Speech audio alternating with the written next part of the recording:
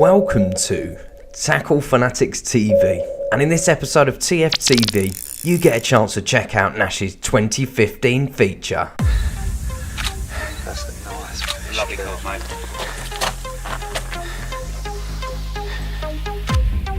Hi, I'm Kevin Nash. Welcome to Nash Tackle 2015. Got some great features for you, including our social at Taliats in France. Trust me, this is a small one compared to what's been caught. So sit back and enjoy. Alright. I put a great shot there, mate.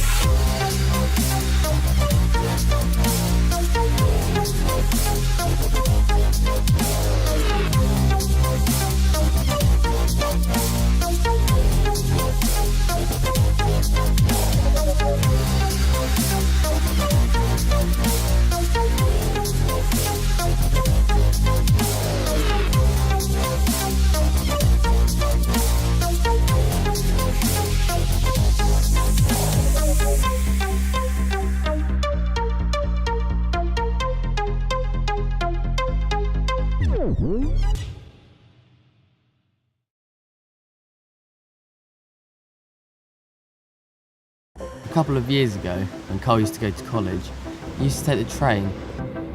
Whilst I was sat on the train, bored out of my mind, every now and then I'd just get a glimpse of water through the trees and through the bushes. And seeing this little piece of water just made me desperately want to fish it.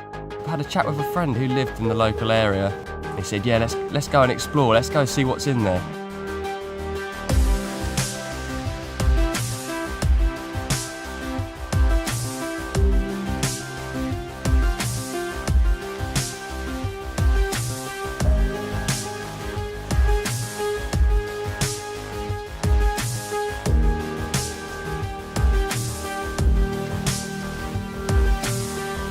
After having a look at Google Maps, trying to plot our route across the fields, through the forest to try and find this water, we came down just for a look around really, but eventually we came across the lake, had a look across the water and oh man, like...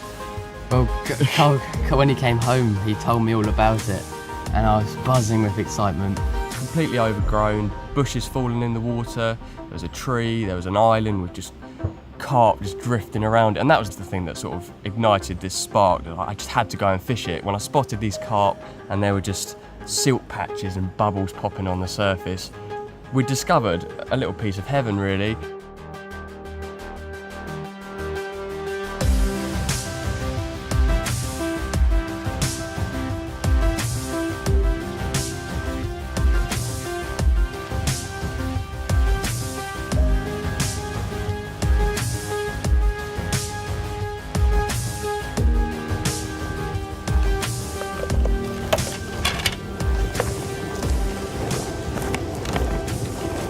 What a beautiful morning to be here. No, exactly, it would have been easy to stay in bed a little bit longer, but we just wanted to be here at first light. When the lake is at its best really. It's just such a special little place to be. It's not big, we've probably got 2 acres of water in front of us, but you know, just knowing that you're going to be the only people down here, you're going to have the place to yourself. Yeah, so special really. No, exactly.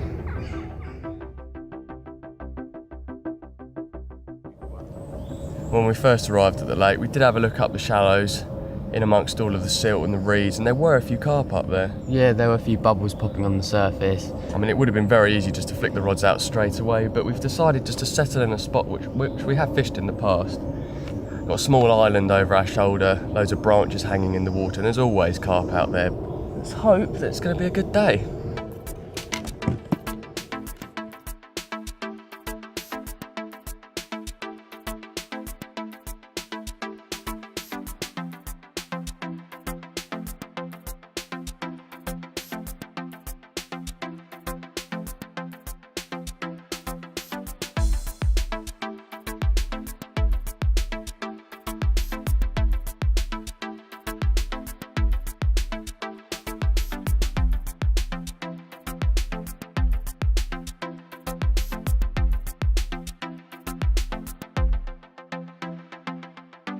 The rods are out now. Cast one quite tight to the island and one a bit further off. Not really sure where the fish will be, but we know they'll be around that island. It's a really good spot out there. Just corn hook baits, Simple stuff really, don't really need to go too complicated. The key thing is making sure your hook bait is above the silt, not disappeared into that gooey, horrible stuff and the hook point turned over in some leaves. But we're pretty confident. Yeah. Oh, and the line. We're getting plenty of line bites, so we'll see what happens.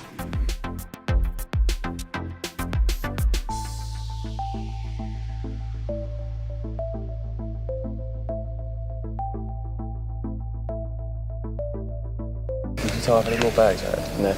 I'll do a couple more so that we...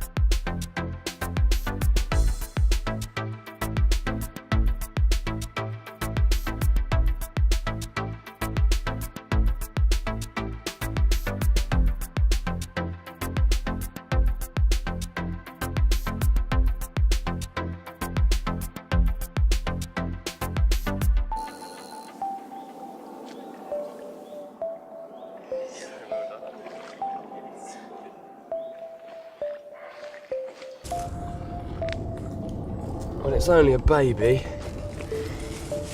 Quite possibly one of the smallest fish in the lake, but still happy to catch it. It's going to be lively. Look at that. And as we were saying, it's not about the size. It's just every carp is absolutely mint. Perfect little mouth on it. Sometimes you've got to appreciate the small things just to make the bigger ones that bit more special. Time to get him back. See you, little man.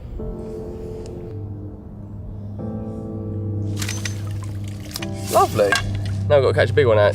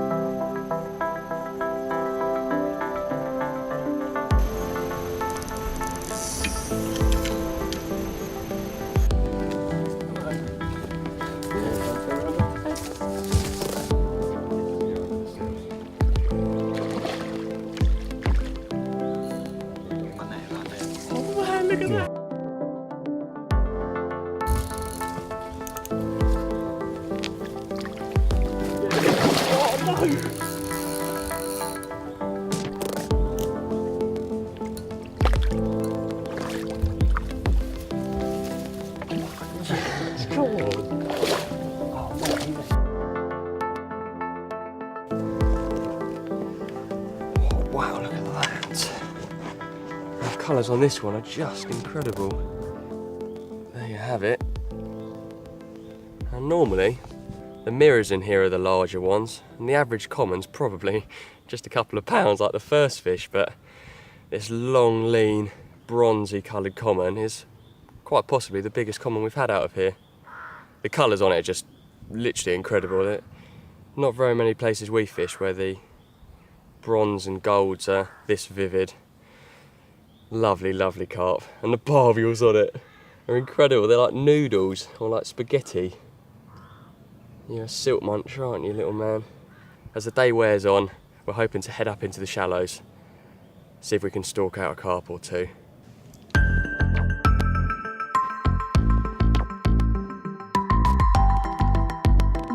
One of the reasons that we absolutely love this place is because of the beautiful surroundings, but another thing that keeps us coming back are the variety of the types of carp in here. You never really know when you get a bite what it's going to be. I was speaking to a guy in the village down the road from here, and he told me that about 20 years ago the deep-bodied mirrors and the chunky commons were stocked, those are the ones with massive mouths, big shoulders and long barbules. Now we don't know if the fish that we're catching in here are the same fish that were stocked 20 years ago, or whether they've spawned and we're catching the babies, but there's also the ones that were in here before those were stocked, and that's the sort of long, lean, wildy looking commons, and that's what's most prominent in here. I think 99% of the bites come from the small commons. But it's great that there's a variety of different types of carp in here, but the ones that I love most are the mirrors. They're just so special to me when I catch one. They're bubbling. Are they? Yeah.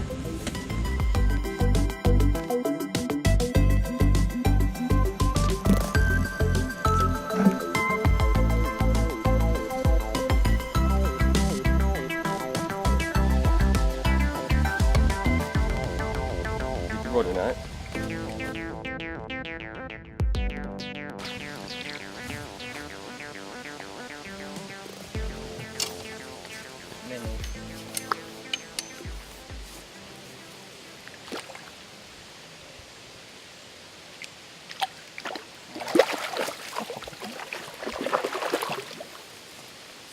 It's like my first one actually, it's smaller. Is it? Yeah. Well, at least I got one. Carl had a couple, and I thought I have to get one now. And eventually I did, just as we were thinking about going stalking in the shallows. It ripped off. It's another small common, a bit like Carl's first one. But as Carl said, it really isn't about the size. Those perfect scales, slurping little mouth, just wonderful fish. Let's put you back.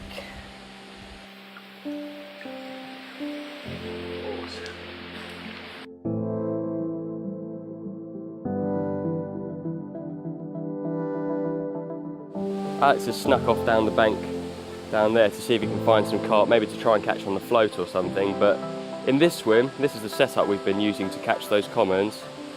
Just an inline lead, and I'm the same as everyone really. I hate getting into tangles, so I've put a tail rubber on the top and the bottom of the lead just to stop the braid wrapping around it.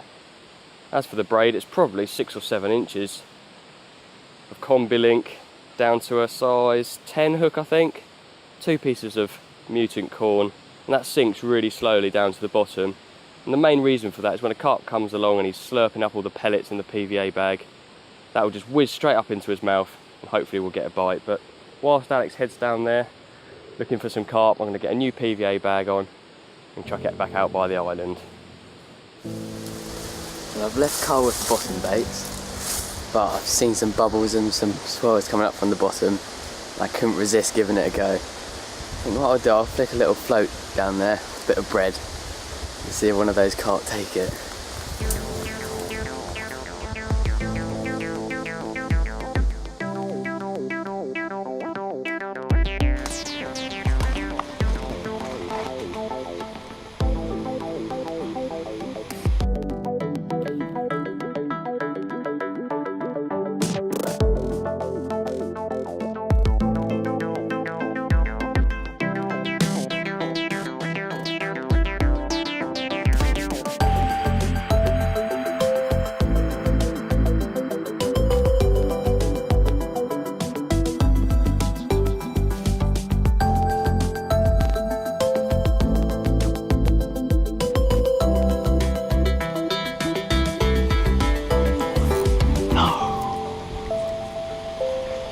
Missed it.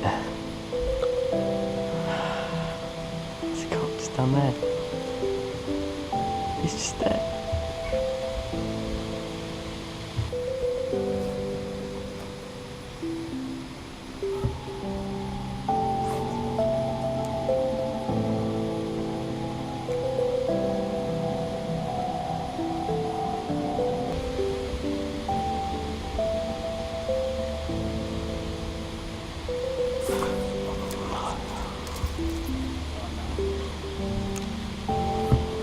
Just missed another one.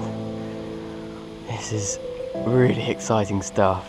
They're bubbling away, probably feeding on naturals, and one of them just took my bread. But annoyingly I struck out of it. There's still a few down there though, so I'll give it another go.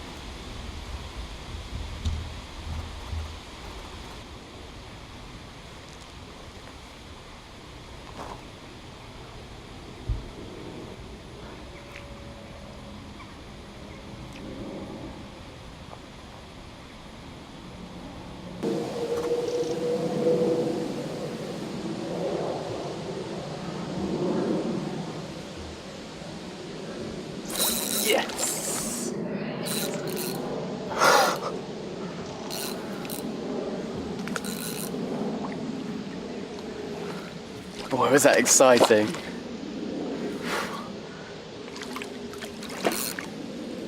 Just saw that line and the float whiz across the surface. It looks like another nice small common.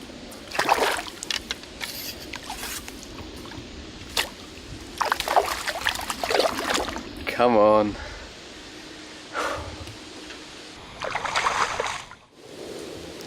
I got one. It's another small common. What exciting stuff though. On the float? Yeah. Right. Okay. Skills. You're already unhooked here? Yeah, he came out on the net. Oh man, covered in silt.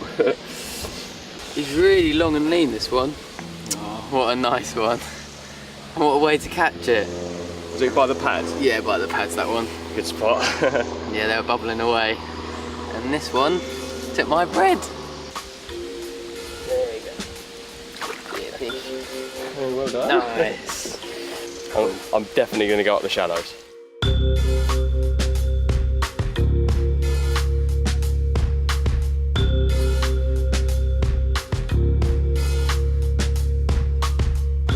Reeled in the bottom bait rods because there's just nothing doing really, and I've seen a few carp drifting around on the top.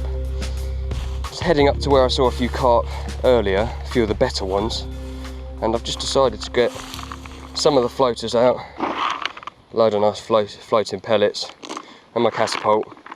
I think what I'll do is get some floaters out there on the surface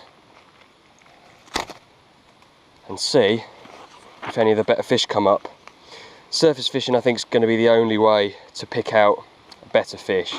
It's the only way that you can detect a carp, put your bait out to it and hopefully catch it. So let's get these floaters out and see if we can get some decent fish taking.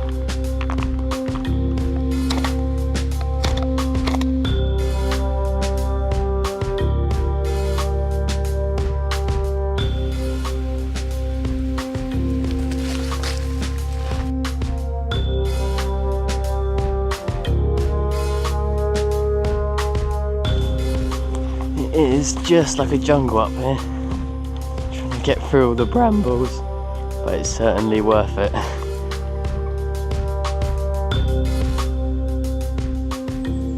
As you can see, Alex is on the other bank. He's trying to stalk one out from behind the pads, but I went up with the mixers trying to get the fish on the top, and there weren't really very many on the top, but they were bubbling like absolute crazy. So I've got the rod tied on a hook and I've got to go and try and catch one.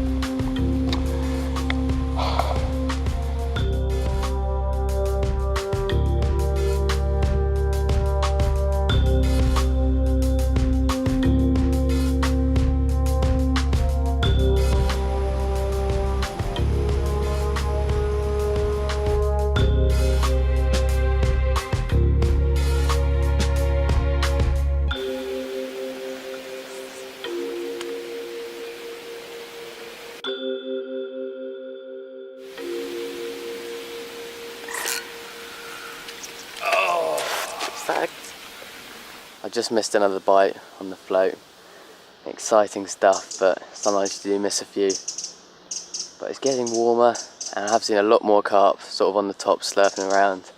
So I think Colin and I will give it a go with over-depth zigs on the surface and just try and get a few more fish, and hopefully one of the mirrors.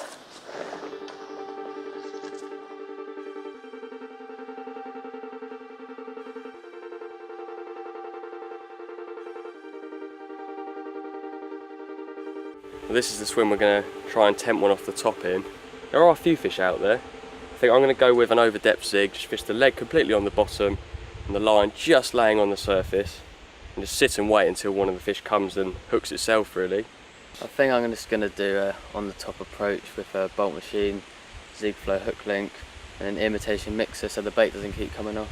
Means you can recast as many times as you like. The bread's not going to fly off, it stays on perfectly. Exactly. Right, let's get the rods out. Yeah.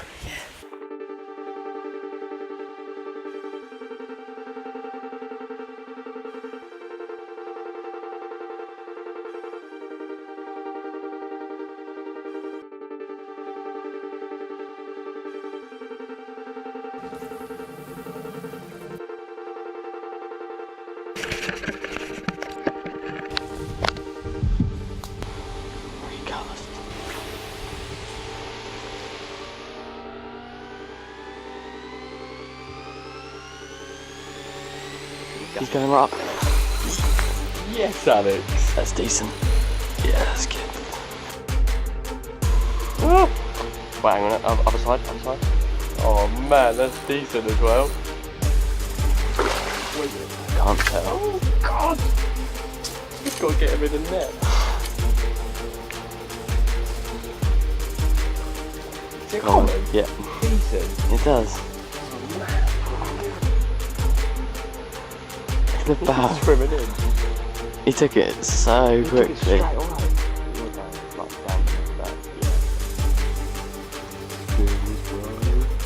Oh.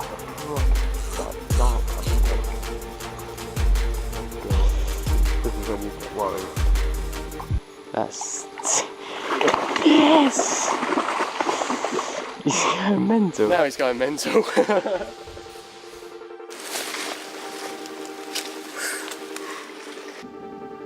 Go. Perfectly hooks. And it's so much different to the other commons we were catching. It's so deep bodied. Look at that. And this one has actually got a massive mouth. The other small commons, they didn't have big mouths like this one. But what an awesome fish. And straight off the surface as well. Epic fishing. Let's get him back.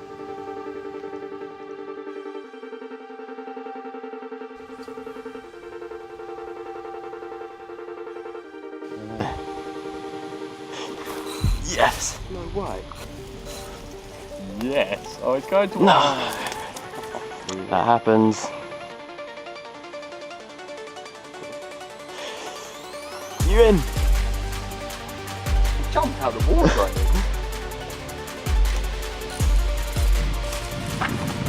Yes!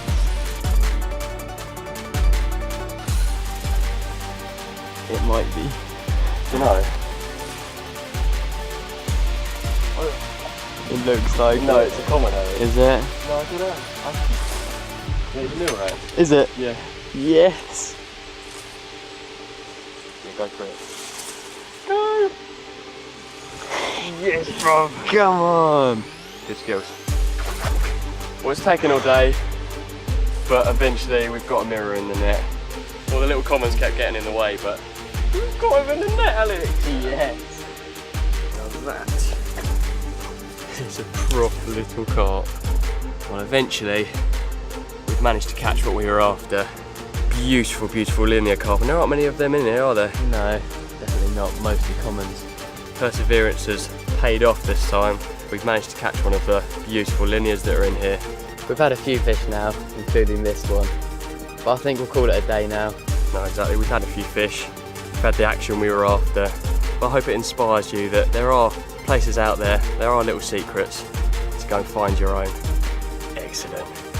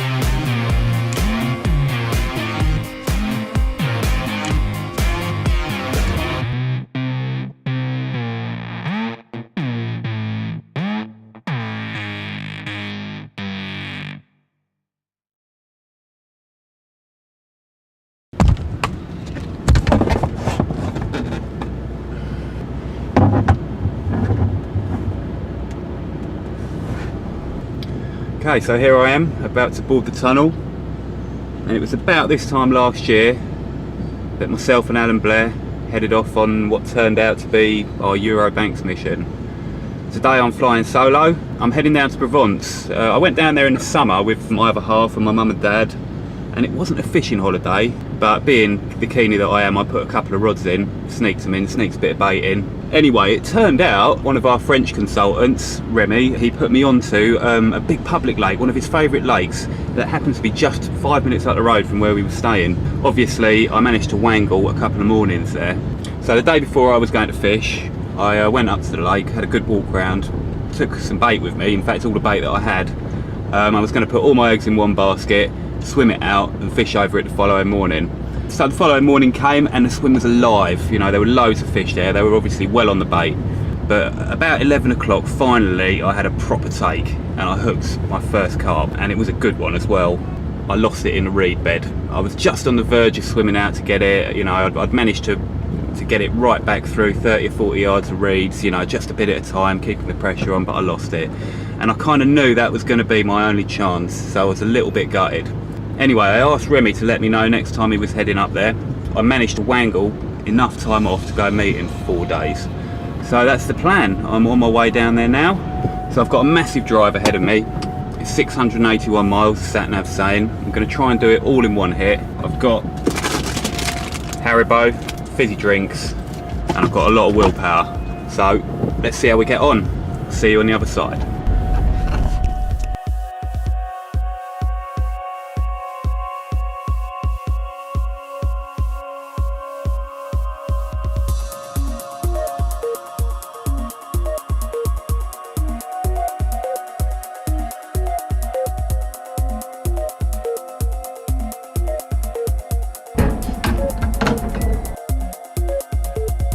Once across the channel, I made relentless progress down the auto routes. A toll tag makes the toll plazas far less of a pain when you're travelling alone, meaning you don't even have to stop, let alone jump out and run around the van to pay, and I was very glad of it. That's how we roll.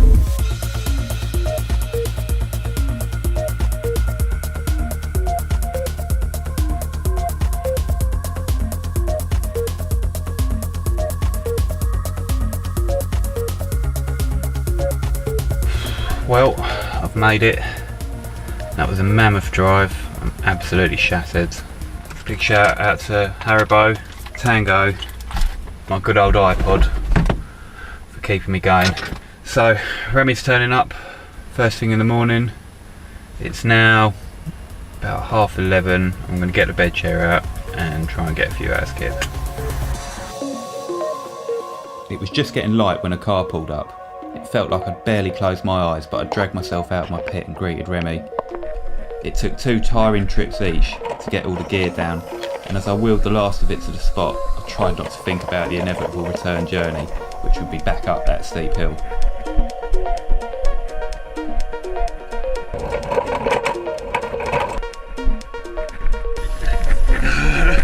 Not lovely time. We got all the kit and the rods sorted and tied up fresh rigs.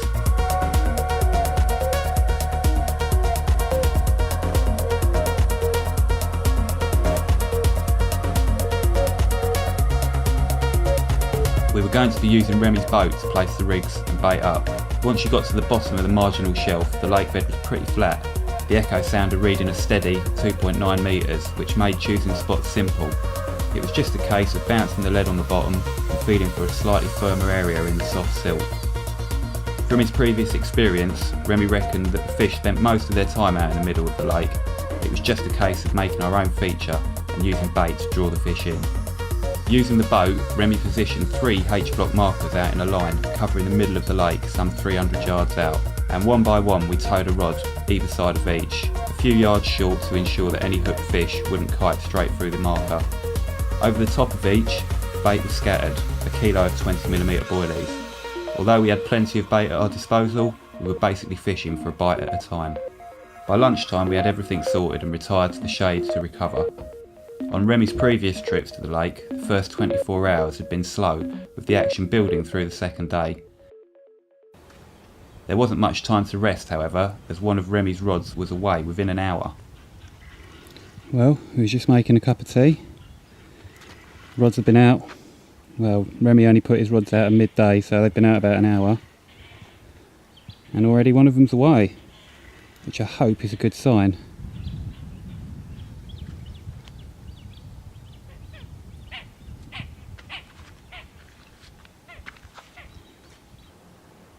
He went for the key. Remy, est-ce que la key?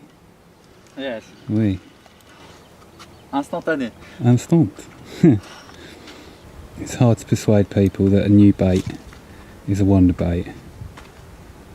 Remy has lots of confidence in what he uses.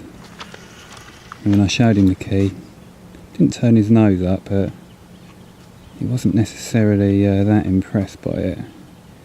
He said after the first run, then he'll be impressed. Well, it's not taken long. Judging by Remy's serious demeanour, it was feeling like a good one, but just a few yards from the bank the rig came flying back, attached to another rig that the carp had been trailing. Someone else. It wasn't too long before one of my rods was also away.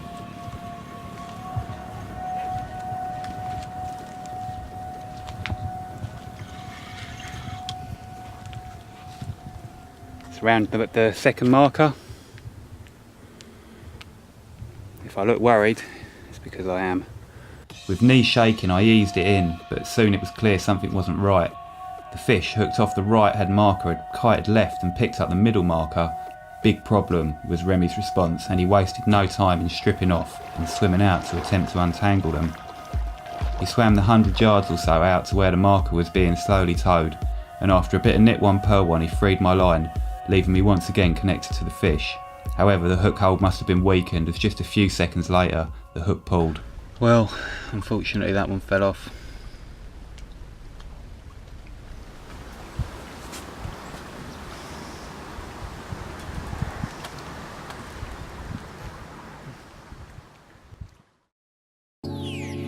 We were up at first light to redo the rods, and I was greeted by the sight of a sack in the margin.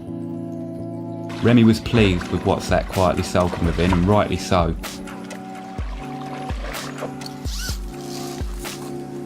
It was a lovely chestnut coloured upper 30 mirror, a fish that he'd actually caught before on a previous trip.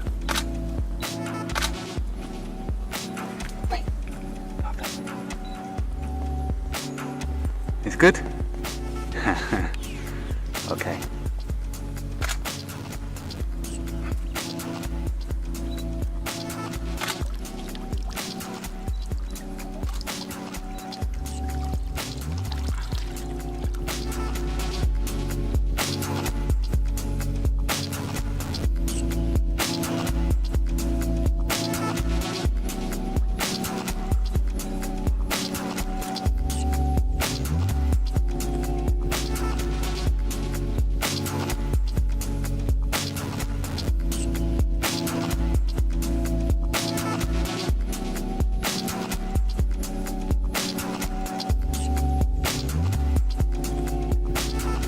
No sooner had we sat down for breakfast than I had a bite. It's nearly here.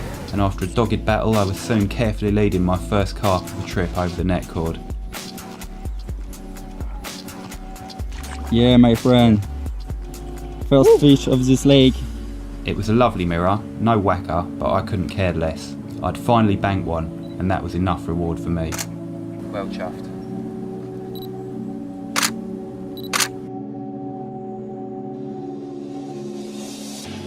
It looked like things were picking up, but actually that was all the action for the day, aside from another hookful at range for Remy during the afternoon.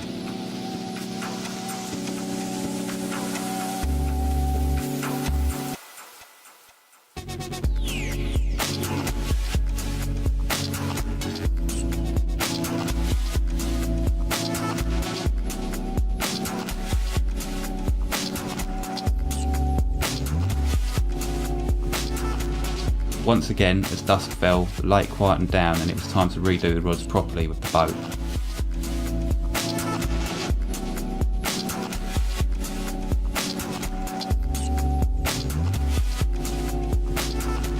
The moon rose up over the trees and tonight it was full, the harvest moon. It was bizarre how bright it was and we stayed up listening for fish and chatting. As we were thinking about retiring for the night, one of Remy's alarms let out a series of beeps. On the rod in a flash, he walked back to clear the fish from the markers before stepping into the boat and disappearing off into the moonlight, returning a short while later with a carp in the net. That signalled the start of a busy night for Remy, and by morning there were 4 good 20s resting in sacks in the margin.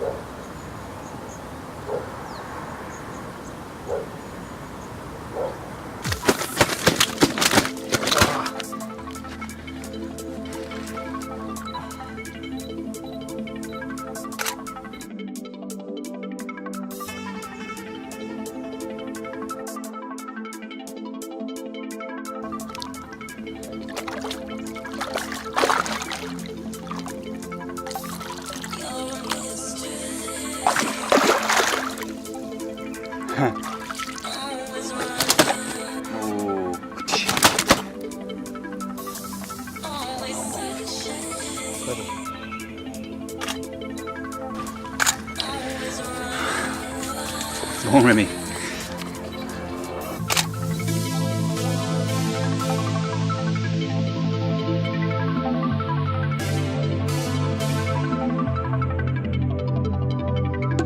With the fish safely returned, Remy disappeared off to the supermarket for some supplies, leaving me minding the rods.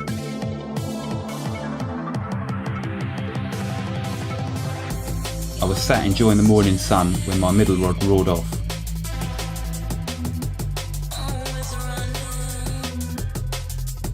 Slowly but surely I led in what felt like a better fish, and after a bit of wallowing in and out of the weed, I netted what looked like a good 30 or maybe even a 40.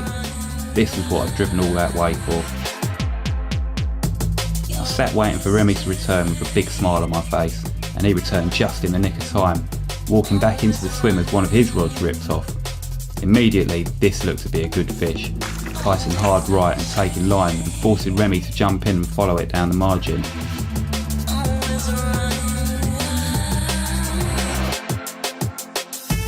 By the time I'd caught up with the net and the camera, a dogged battle had ensued in the marginal weed, about 100 yards down the bank. Remy up to his neck in water and a powerful carp repeatedly trying to bury itself in the weed. Thank you.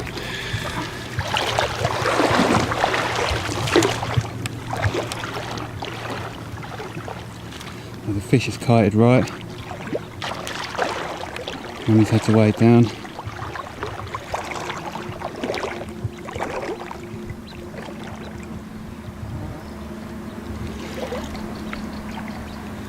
It's a powerful carp.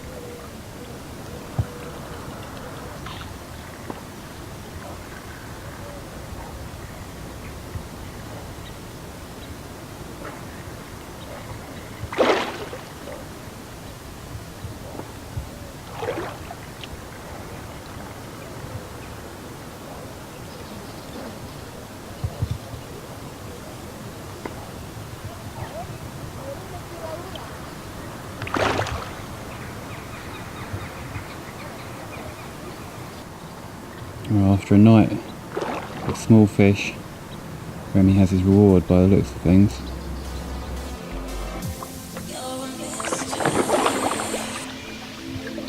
Yes. Yeah, Yes. big fish. Good man. Yeah. Epic combo. Epic fight.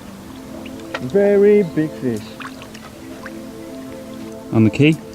On the key. On the key. Big fish bait and small fish bait. Back in the swim, we got on with weighing and photographing both fish. He's a monster. Very monster. Look. Crayfish. We. That is why the mouth is good. Muscle. Hard mouth. Muscle. Cases. We. Hungry fish. It was clearly blocked up, and on the mat it became apparent why. The fish passing the crushed remains of at least 10 big crayfish, along with zebra mussel shells and some key boilies. The smell of it all was disgusting. Not good. Oh, stinks, huh? Ah.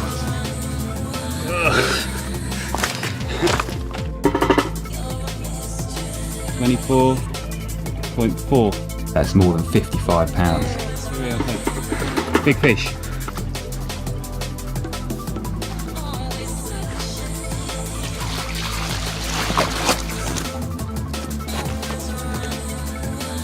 Okay. Yeah.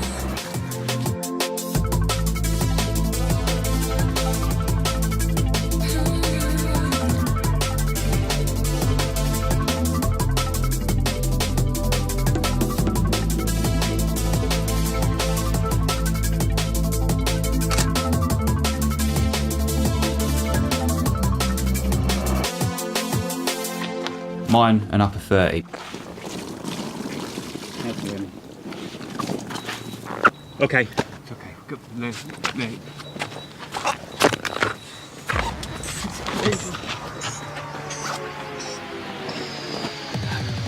Remy's in again, just as we're photographing my fish. Crazy morning, 3 bites really quickly. They're obviously well on the bait today. With Remy's side of the swim producing the majority of the bites, we decided to rotate takes, and it wasn't long before I found myself playing one on one of his scopes. It was a strange fight, the fish swimming straight towards me before waking up under the rod tip.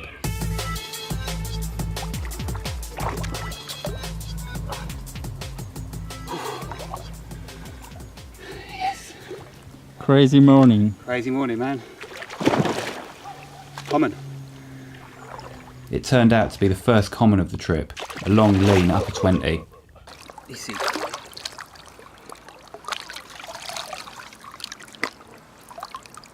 Autofocus.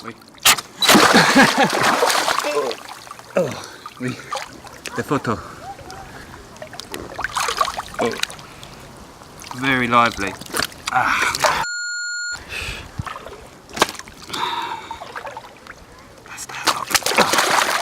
Ah, he's gone. Oh no, shit.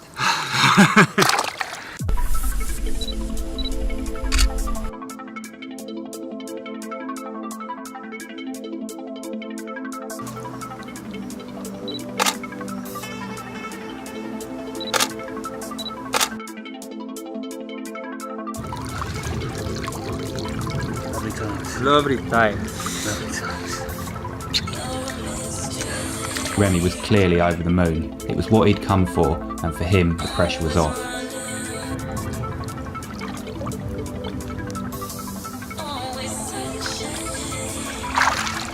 Yes, man.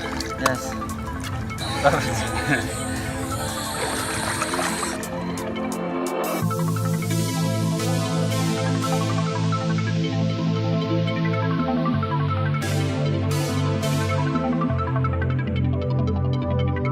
With the sun blazing and the action subsided, we sat down in the shade and cooked up a well-earned steak sandwich.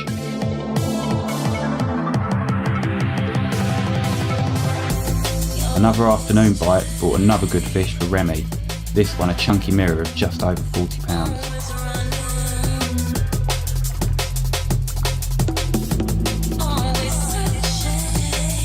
Yes, good fish.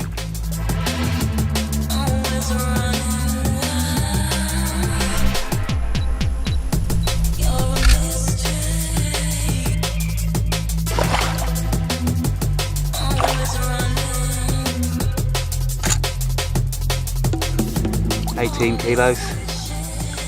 It's a very nice carp. Very nice, very nice. Good angling.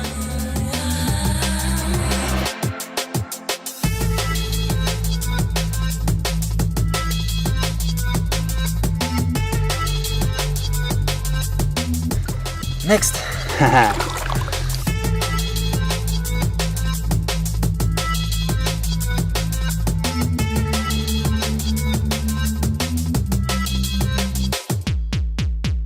After his busy night the night before, and clearly exhausted, Remy insisted that I was on rod duty that night, and it turned out to be another busy night.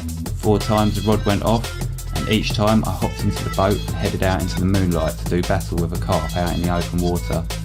The fish all fought incredibly hard, towing me round in the half light of the harvest moon.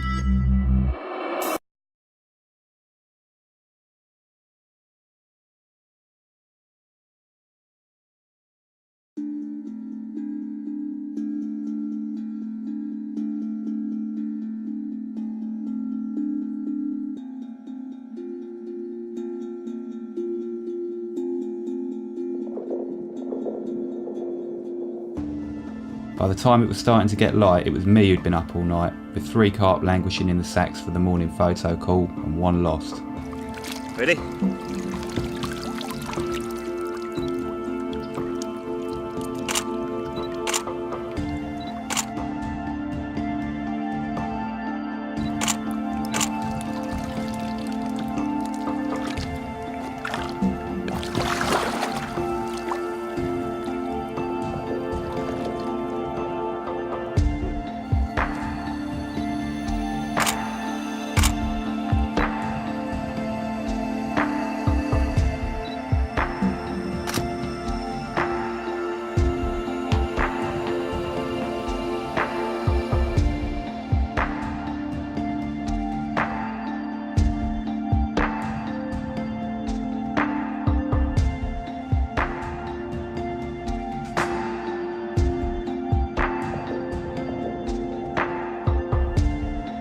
The carp, yesterday way beyond the markers, were today showing this side of them. Although we were sticking to a kilo of bait per rod, the action on the spots was building and the takes kept coming.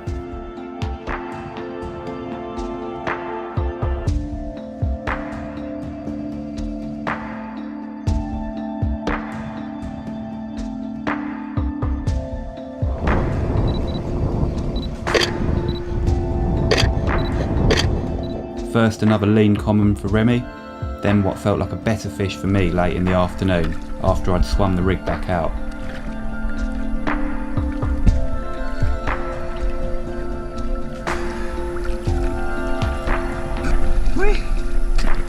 fish came in doggedly, and with the band of marginal weed a constant worrier, I took to the boat to try and keep it clear. However, this fish refused to come up, and it towed me back and forth in front of the rods for an age, eventually forcing me back to the bank to coax it to the surface.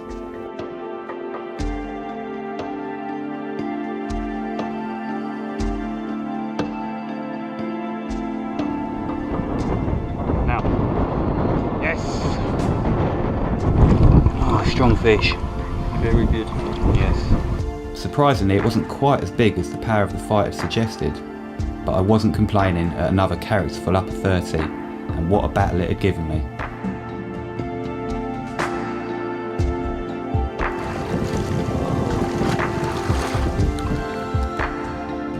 One by one, the remaining rods went. The result of this was a long lean common each, and in between I lost what looked to be a really good mirror, long and yellow. After another powerful fight, it was actually seeing the fish that was the annoying part. If I hadn't, I could have convinced myself it was a smaller one. It rolled on the surface a few yards from the net before diving through the weed and cutting the main line clean above the leader, very lightly on a bunch of zebra mussels. We were both gutted, but that's the nature of this big pit fishing.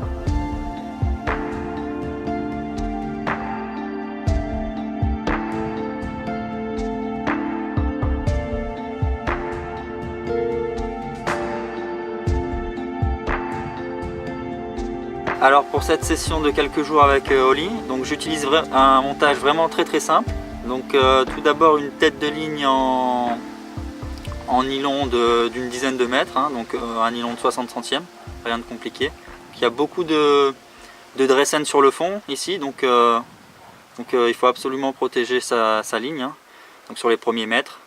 Ensuite un clip plomb diffusion camo avec un plomb de 110 grammes. Donc on pêche à longue distance, mais il y a beaucoup de vases, donc 110 grammes ça suffit. J'ai pas envie que mon plomb s'enfonce trop profondément dans la vase. Donc ensuite j'ai un bas de ligne de 30 cm en armouling. Donc c'est une tresse vraiment très souple, très résistante. Donc ici c'est une 35 livres. Donc il n'y a pas de problème, hein, on peut sortir n'importe quel poisson avec ça. Composé d'un bonhomme de neige, donc avec une bouillette de 20 et une flottante de 15. Donc j'utilise un Fang Twister numéro 6. Donc c'est un super hameçon, hein, très résistant, avec un hook bead, donc une petite perle en caoutchouc qui permet de maintenir mon cheveu sur la hampe de l'hameçon.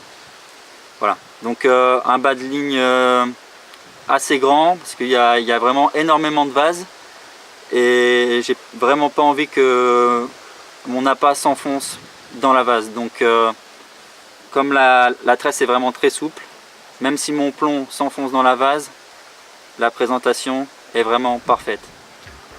Donc voilà, juste un petit anti-tangle sleeve pour éviter les emmêlements lors de la dépose.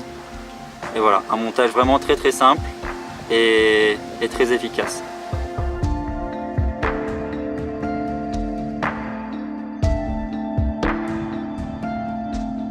With dusk falling, we repositioned all 6 rods again, hoping for one last big fish. It wasn't late when my right hand rod on Remy's big fish spot and quiet for the previous 3 days rattled off, and I found myself attached to a weighty fish that took line. I had it on for a couple of minutes in the darkness, making no impression, and then the hook pulled. Perhaps I should have gone out in the boat, but with a flat battery I decided to take my chances and play it from the bank. Hindsight's a wonderful thing.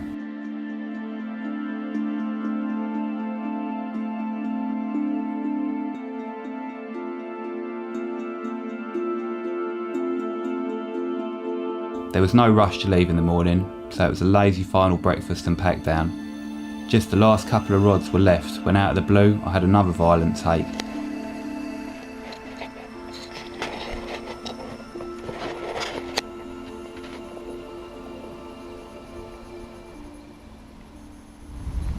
Le dernier poisson.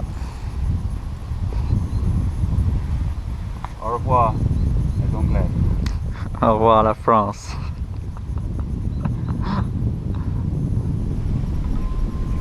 One last fish. Wasn't expecting this one to go. So I'm pretty sure it was picked up last night.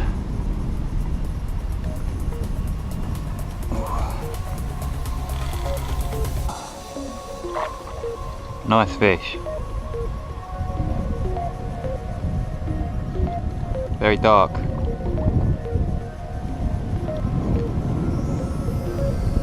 Not big, meh, very nice fish.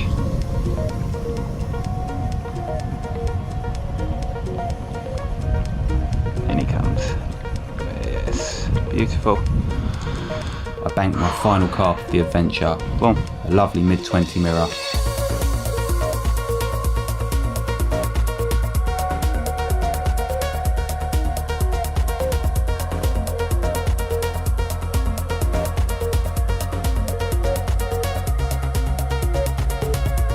Pictures done and the last of the gear packed down, it was time for the final torturous push back through the steep vineyards to the cars. Very unfit, my friend. You go ahead. It was hot, exhausting, almost to the point of collapse, but it didn't matter a jot. It had been a great trip and we were both flying. Although I hadn't banked any giants myself, I'd seen one in the flesh and I felt like I'd settled the score, and in the process I'd made a great friend.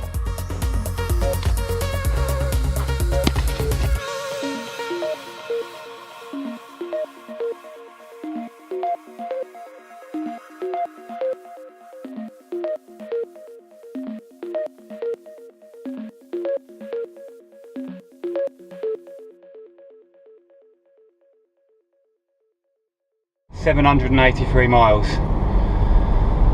Long journey.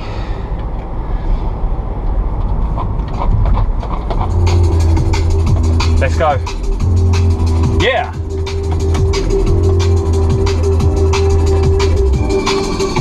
Lovely times.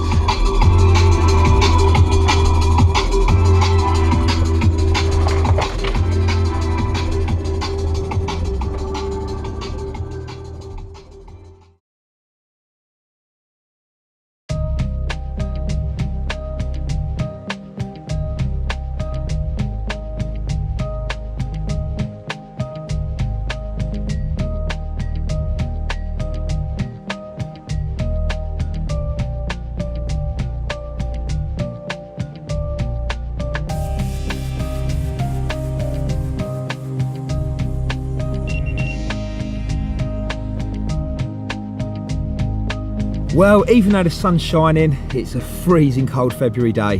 But I'm sitting here with a smile on my face, optimistic of a bite. Why? Because I've got all my rods out on zigs.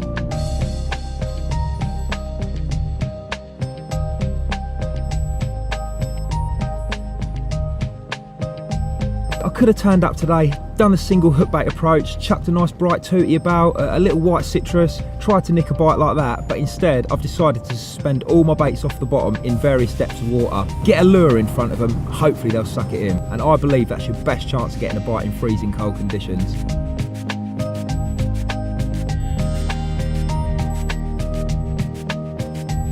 I use the word lure because in effect that's what I believe I'm doing.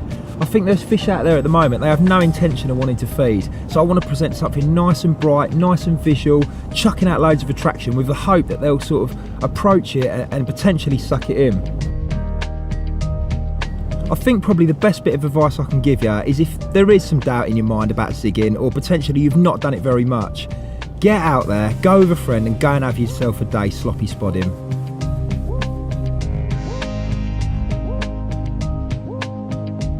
By that I mean go and find a venue that's stuffed full of carp, get the spod rod out, create a nice cloudy ground bait mix, no big particles in it, and regularly apply it to an area and fish the zigs over the top.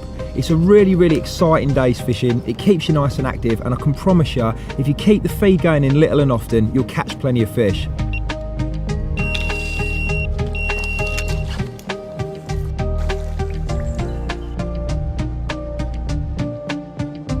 The nature of the method is that you're applying a bait that doesn't have any food particles in it. The water clouds up, the fish are attracted to that, and of course the sound of the spod landing there. And what do they find? Your zig hook bait in amongst it.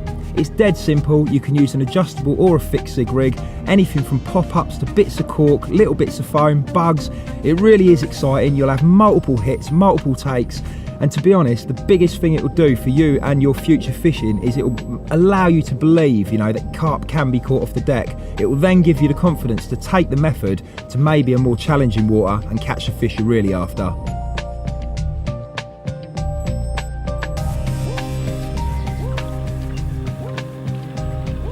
Whoop, whoop, whoop, whoop, whoop. Martin.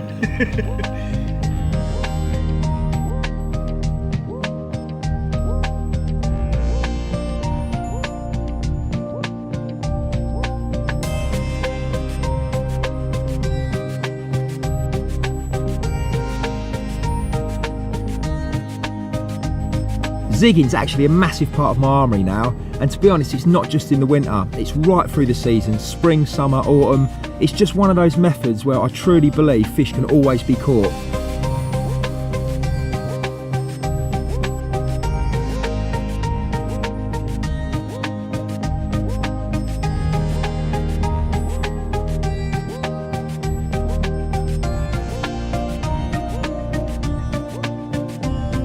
There really isn't a right or a wrong answer as to what bug to use. There's so many different options available now, but what is really important is pack them full of attraction and flavour.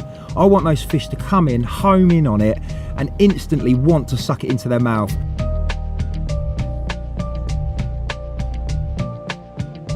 I've mentioned how zigging, you know, it's my number one sort of tactic to get a bite in the winter months, but it goes right through the year as well. And I love nothing more than drifting that riser pellet out over the surface, fishing zigs just underneath or potentially laying them on top.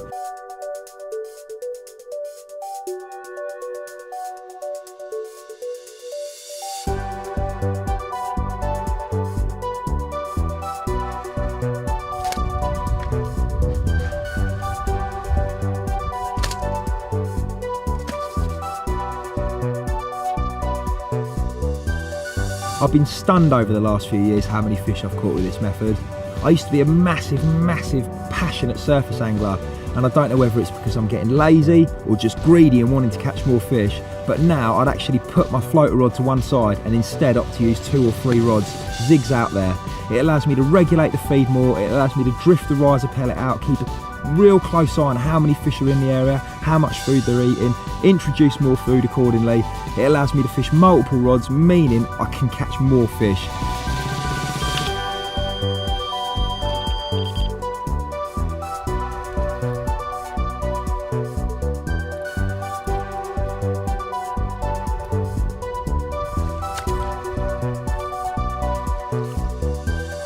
I've got approximately 3 foot, 2.5, 3 foot of zig flow, and that hook bait's just popping straight up off the lead, and the aim of the game is to try and get it to lay on just 2, 3, 4 centimetres, no more than sort of 10 or 12. Anything more than that, if it's laying on the surface that much, you get big abortions, lots of big eruptions, and you're not hooking them. It's kind of critical to get it nice and tight on the surface, so when they do suck that in, they come straight into contact with the lead, and well, you've seen the takes, it proper gets the heart going.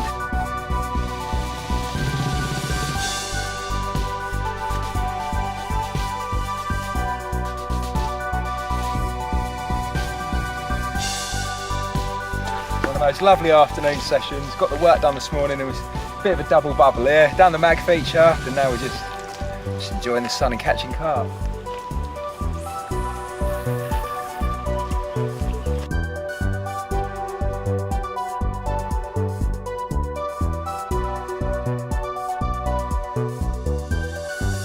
Should have been working, but I sneaked a quick cast of Alan's rod, and it was well worth it. Got to be done, eh, mate? They don't come much better than that, do they? No. Let's get him back, and I'll get back to work.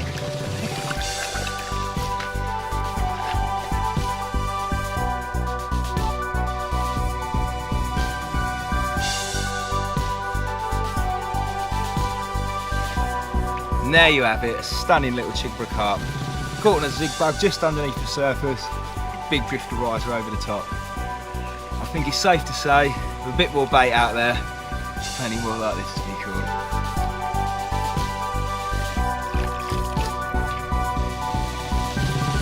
Keep coming thick and fast.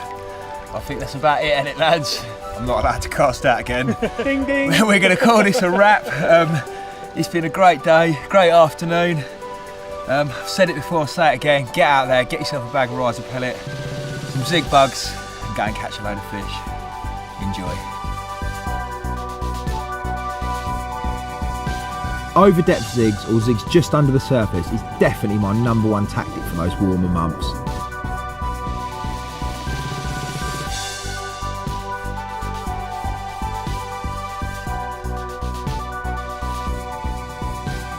Movement in your rig and your setup is so underestimated in carp fishing. You know, we all fish static ledgered bottom baits, but one of my most deadly top tips when I'm surface fishing is just to twitch the hook bait back slowly towards me, literally just half a turn on the reel, and often the fish will come up and snatch at it. And zigging's no different. I'm fishing a bait out there suspended off the lake bed. I've already picked a nice visual bug, I've packed it full of attraction and flavour. I want it to move. With the adjustable zig rig, I can sit by my rod, twitch the line, slow pulls down, maybe let it rise back up quickly, big long twitch, basically trying to put some movement into that bug to further enhance the attraction and draw that fish in to want to take it. And the same goes for recasting. I'm not just going to sit there all day long and wait for those fish to come to me. I'm going to spend some time casting around the different areas, trying different depths, trying different bugs, and basically working my socks off to do everything I possibly can to get one of those bugs or one of those hook baits in front of a fish and hopefully get it to suck it in.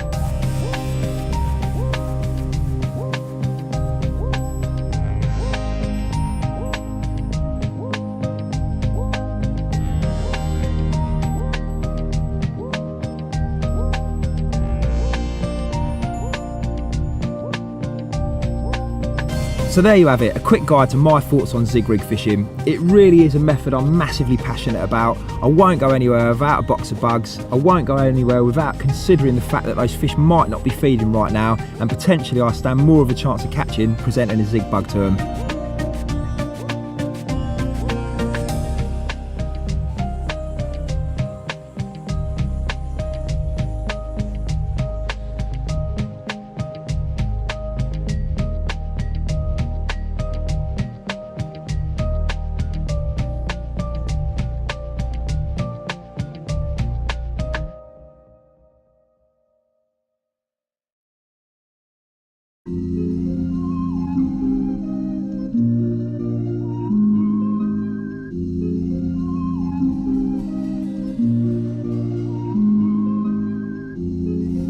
Hi, my name's Alfie, and this year has been one of my best ever.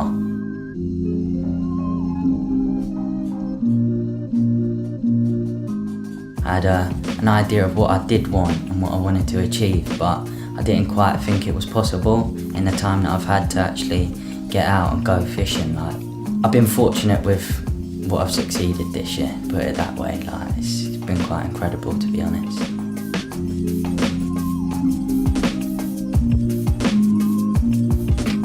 It all started sort of from last year in the autumn, just fishing a water, quite a big water, not far from home. Knew there was some nice carp in there, like big carp as well, seen some pictures. Didn't have many, had one, done a few trips, and sort of thought in the spring I'm going to give it a proper go. But sort of January, February, I started to bait and proper get my head into it. Not fish, but think about it a lot. And then that's when I sort of progressed to spring and started fishing, to be honest. Let that defrost. Lovely times. In the end, I didn't do a lot of sessions because the hard work had already been done weeks previous. So, like I said, the baiting and the looking and all the preparation was done beforehand. I ended up with 24 bites, landing 23, 12 30-pounders to 39-pound.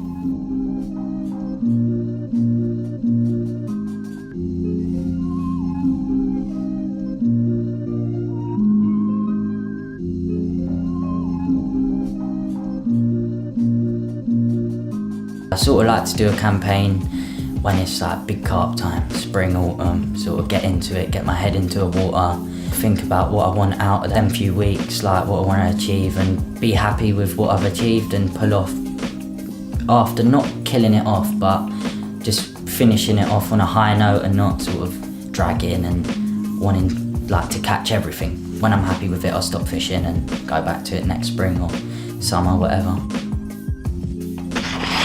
Weasel sleeping in my bed.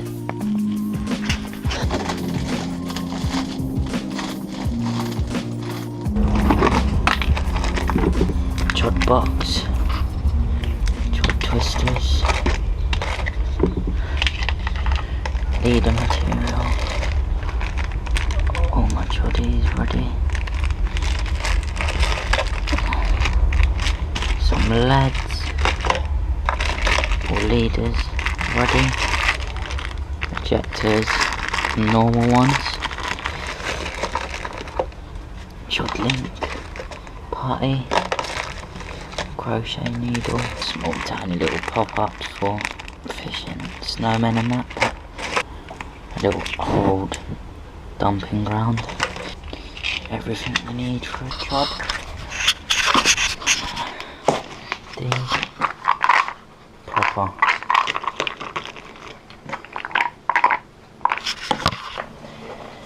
some sweetener on these. Once they dry out, they'll be super sweet. That's it.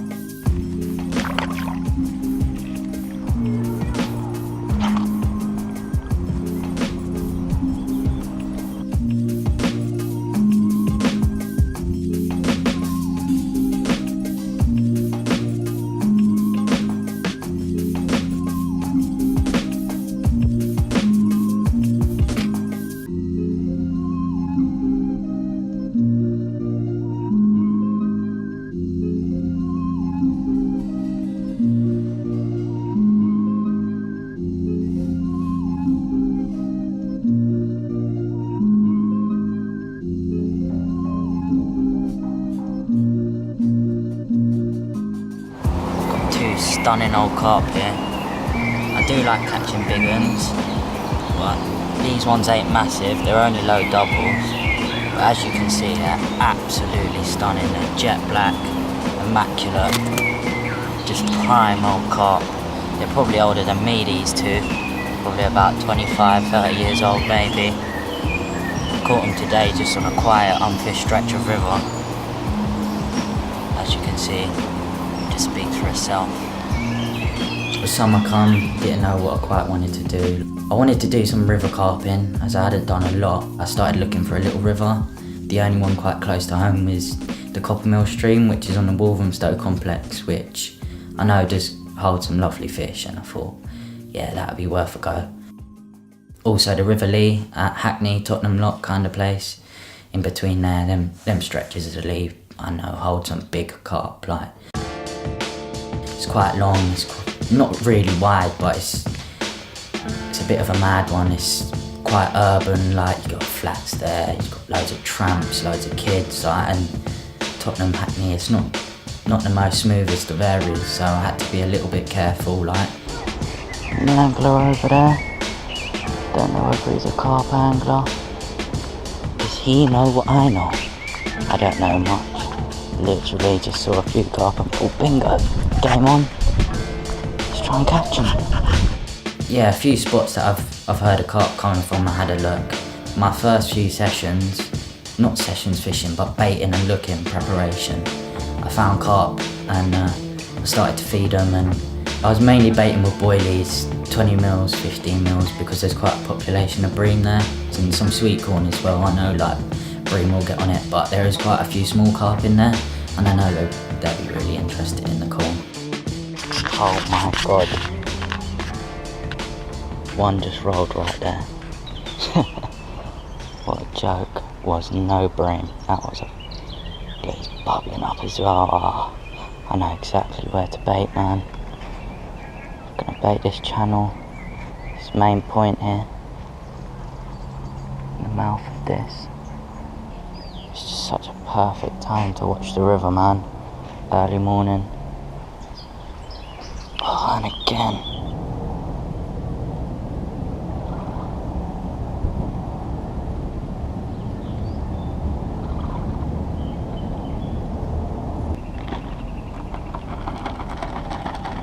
Okay, liking that.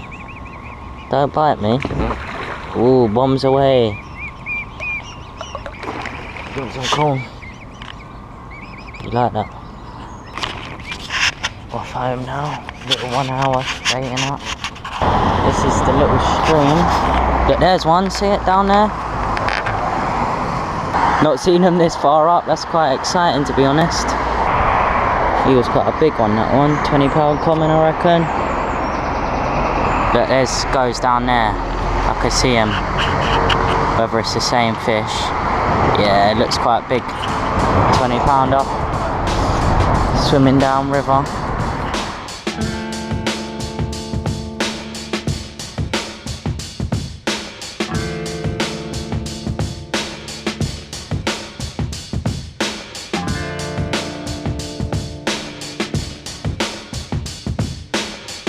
What else fishing? There's a concrete structure that comes up and it's like a pipe of some sort, and you can get up on it on sunny days. You can see the carp coming over like this shallow area as they come around the point. And I saw a good common there, a good 30-pounder, so I knew there was big fish in the area.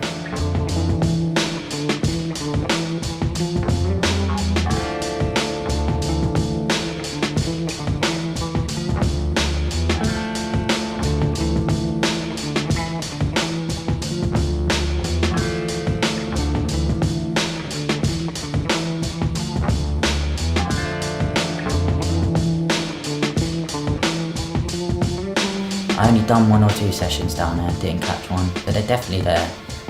But I didn't quite get round to it because I sort of ended up on the stream and was enjoying my time on there all summer.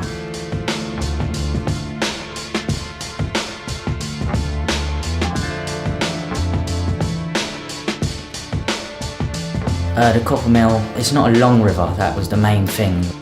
During like the few weeks that I wanted to fish it, or 2 months should I say, like I knew it wasn't gonna be a big chore, like I just wanted to enjoy myself, and I knew the river only being like 1.5 miles long, crystal clear and not wide at all, the fish would be easy to find. I have seen carp in there over the past few years, like I know spots, I know where they like to hang out, just walking around like being nosy. Yeah, the carp are lovely, it's proper like, it was stocked when all the reservoirs were stocked a good few years ago with I think 100 or 200 carp, I got told. And yeah, there's some nice ones coming through, like stockies. So they're lovely. They're all jet black and adapted to their environment. I was excited, to say the least. I actually went up with my cousin. Didn't bait. Just went up on an off chance. Knew a few like little snaggy areas where the fish got in. Look, see over there. Look, see the tails moving? That one is weaving his way in. Yeah. He's about a 30.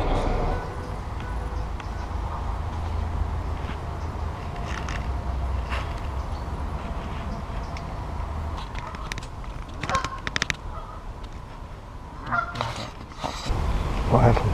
He's let him and spat it out. He spat it out? Yeah.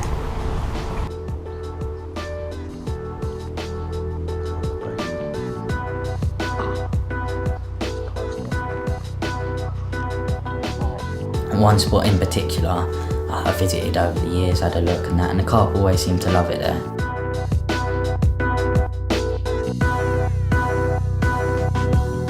It was a gravel spot sort of on the side of the rubbing stick, close to the bank, only within 2 foot maybe. The bank sloped away sort of into about 3-4 foot on the gravel run, and yeah, sort of had a big sort of tree that I'd stand on. You looked into the whole clear area in between the 2 sets of snags either side, and I managed to get them feeding quickly in the snags, and I caught a little common about 7-8 pound. It was my first proper river fish and I was chuffed to bits, like to actually get that first fish out of the way and get the summer on the river sort of rocking.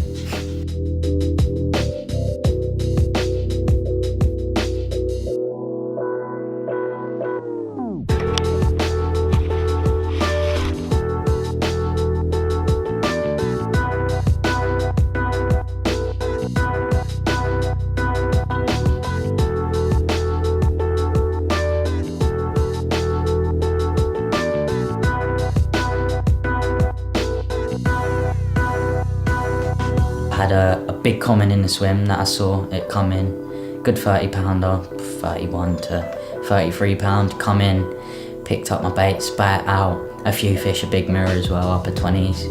It sort of proved a little bit like there needed to be some changes to outwit these bigger carp, like definitely originals of the river, not the little stockies that have come in. Yeah, I decided, I was fishing at first that session, I had sort of 8 inches hook length, just a little like snowman hook bait on a blowback rig. A simple go anywhere sort of rig. Bottom's gravel, and then big fish were doing me. Definitely the rig was quite long. They were getting rid of the bait quite easily, so I nailed my rig down right to about 2-3 inches, not even that. Big sharp hook, size 4, and a tiny hair, really tight hair with just half a chop on there.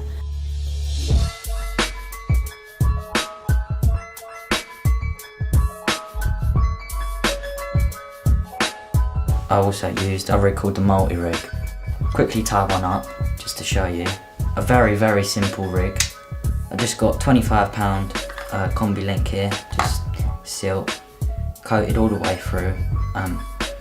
All you do is make 2 loops, just an overhand loop, one to attach to your lead via loop to loop, and one that you attach your hook onto.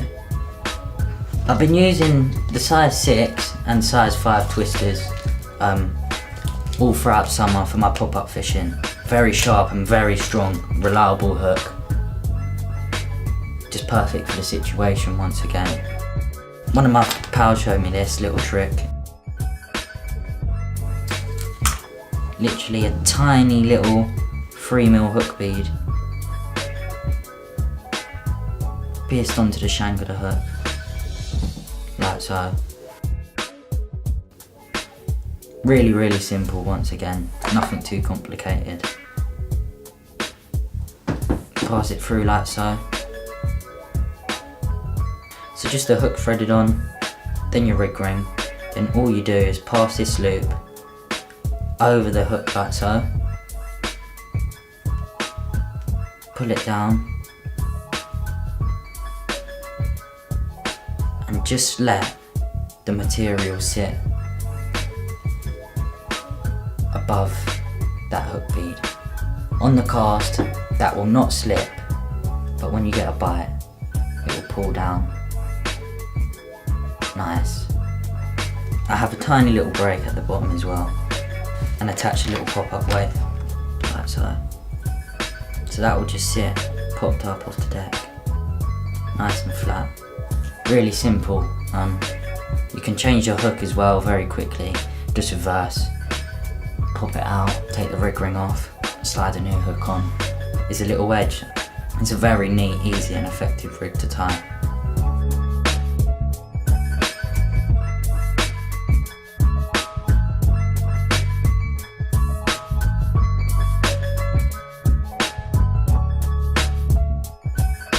The littler ones, they was picking it up and I was nailing them. They weren't really getting away with it until one fish, a big linear, sort of come along.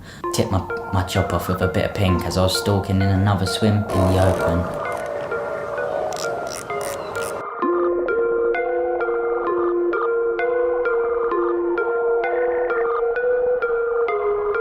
Right against the bank, this big linear was swimming up and down with his mates, showing himself, having fun.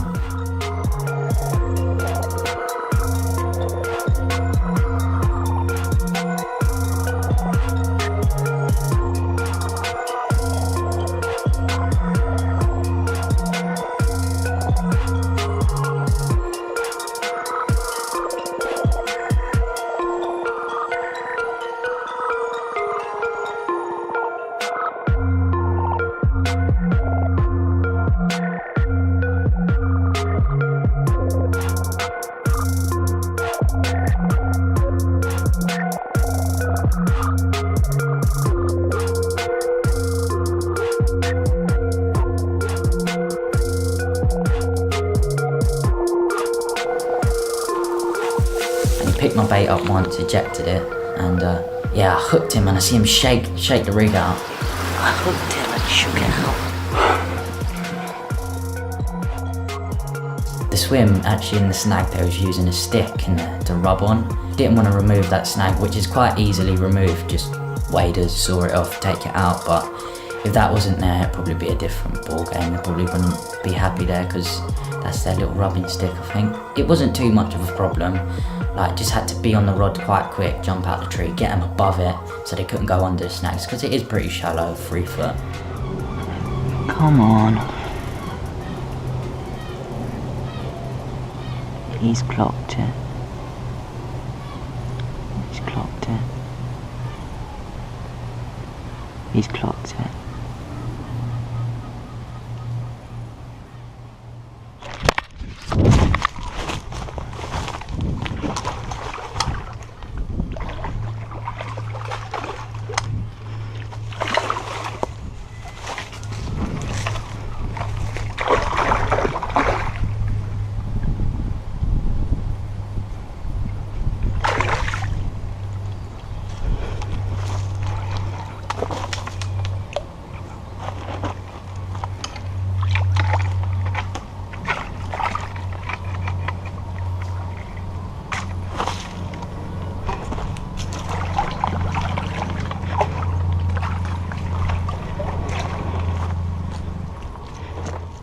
Easy as that.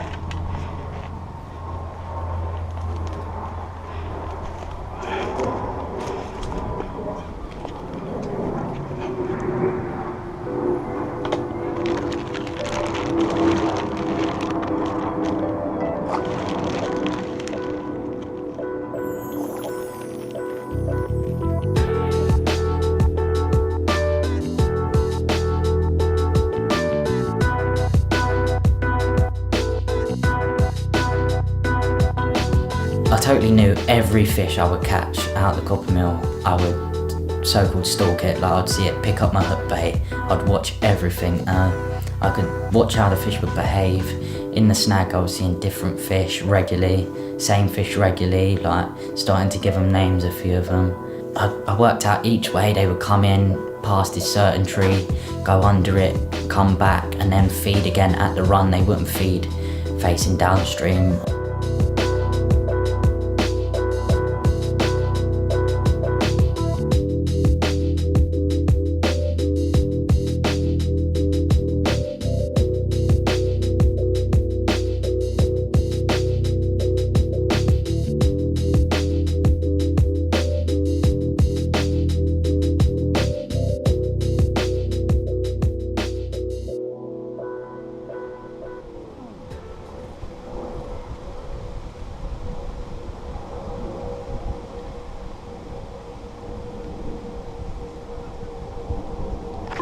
Oli! Sorry, the GoPros fell off my nut.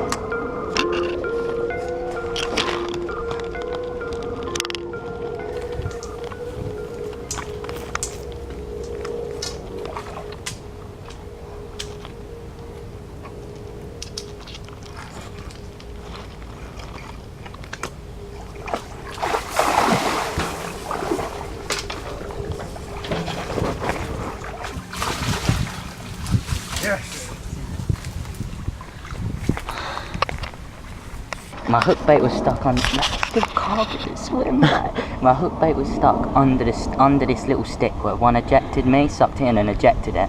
Because there was, like, I put a bag of pellet on, so they're sieving through and watching the pellet fall out their gills while they're chewing up in the water and dropping back down. And I just fished a chop, and where it's ejected me, where he hasn't quite got it in his mouth, he sort of sucked the pellet but caught the corner of the hook bait, and sort of, when he's blown it under a stick. I see this one go down, and he sucked at it, and he's not quite got it in his mouth. Then he sucked a little bit harder just to get that chop, and bang, nailed him. See him shake his head towards the snags. To be honest, I thought it was going to be a lot more hairier, but shows them sawn-offs, they're good little powerful rods for this type of fishing in the edge. They can handle, well, hard fighting river carp on the bushes, can't they? I'm chuffed. proper angry river common. What a stunning, stunning fish.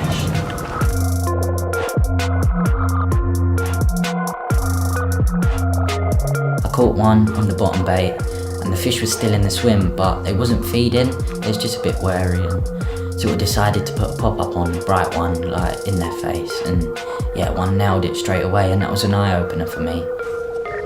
Always use the same colour, a washed out pink, not too in their face.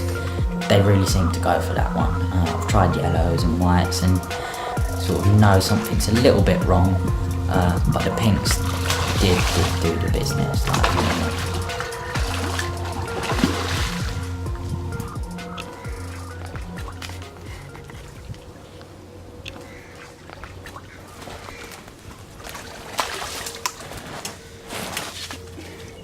Yes, you got it.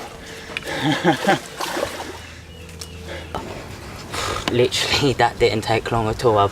I watched him come feed down here on the normal spot, go around the back of the snags. A bit of a hairy fight because he got caught up in just a little bit of sunken foliage, but literally he clocked the pop-up from about a rod length away and was just honing in on it. I put a lot of sweetener on the pop-ups as well, and especially in a river, they can, like, the sweeteners just leak off the pop-ups, and he's just literally tasted it, see it, smelt it, bang, on it, nailed.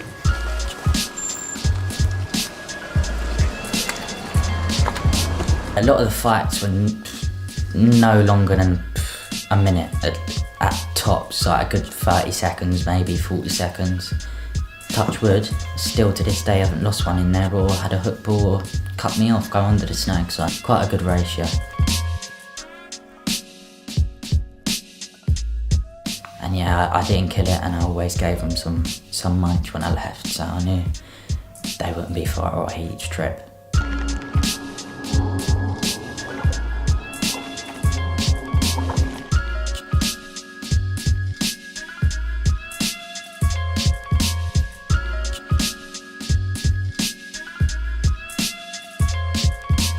Yeah, one mirror that I saw quite a few times. He was a 20 pounder, like, he was a nice one, had a bit of a waddle to him, so I started calling him Waddle, Chris Waddle. Yeah, he sort of evaded me a few times. I had one of his mates as well come in, and they was both feeding, and picked up my rig and hooked his mate. He was there my next session in the snag again, just going about his business, and I managed to entice him onto the gravel patch and managed to catch him.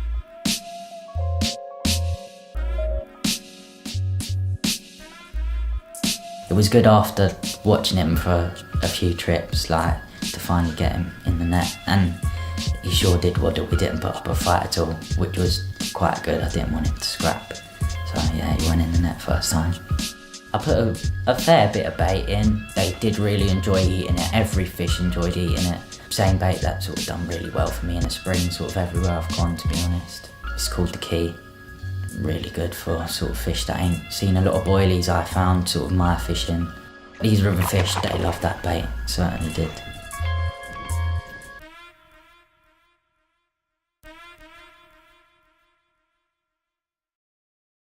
The swim on the river, if I was fishing the snag, would sometimes be a bit quiet for about an hour or two. So instead of sitting there being bored, sort of looking, I'd look up and down the river again, trickle a little bit of bait in, and walk around the resis, because it's really quiet in the week over there. Like most day tickets, they get packed on weekends, but in the week they see no pressure. Sort of done that quite regularly in the end, was walking around the resis, fishing on fish, because it doesn't take long when you're on them. Casting singles at showing fish. I did actually manage a few bonus fish in the end, doing that, fishing to showing fish on the 2 and 3, dropping back on the river for an hour and bouncing between the resi and the river in the end. Beautiful little one, innit? Stalked him, just in the edge. Yeah, one particular day, I think I had 6 bites in an hour and a half from fishing the number 3 resi, dropping on some fish on a sunny day, and caught 2 from the river as well, so I had 8 fish from the complex. I knew he was going to do that. Yeah, that was quite a memorable day, that was wicked.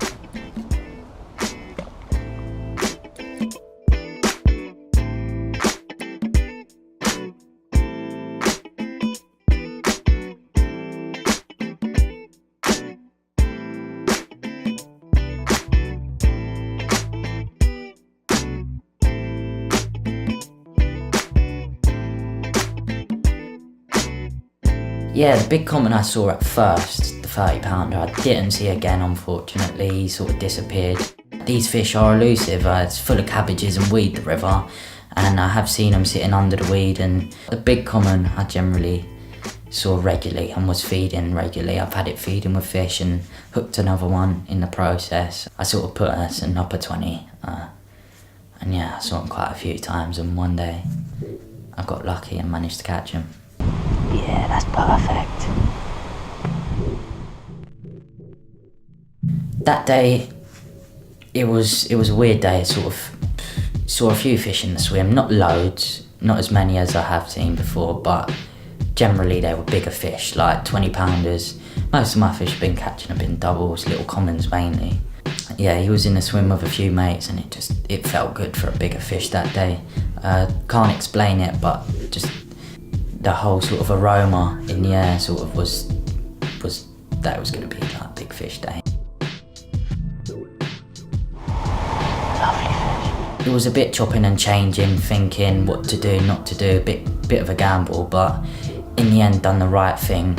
Had a good few fish feeding down on like the normal gravel spot, and I've caught one on the other side of the stick where they sort of sit there after feeding, and then they'll come back around the stick, feed again on the gravel run, and then go under and chill out, have a little chew on the baits. And they was feeding hard, and I was fishing for just a bite at that stage, just to quickly nick one on a bright hook bait. And they was munching really, really savagely on the spot, drifting over, sitting there, looking at the pop-up, and there was a bit and ahhing kind of thing. So I thought, half an hour had gone with 2 good 20 pounders, maybe another 20, and 2 little commons in the swim feeding hard on the gravel. I thought, yeah, it's time to put it on that spot. So once the fish drifted out the area, watched the big common sort of drift downstream, quickly hopped out the tree, reeled in, dropped it on the spot, jumped back up the tree, and yeah, sort of, I thought, he's gone back round the stick, and yeah, he sort of sat up quite high in the water, come over the stick, saw my pop up straight away, went down and nailed it. Nailed him.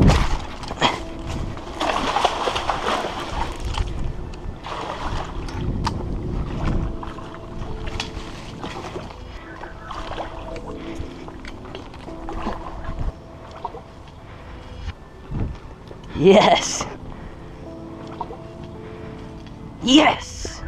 Fight was really quick. I don't think it was no longer than 10 seconds. Yes, that is what we come for. Yeah, buzzing, like river PB, and really stunning fish. We got him.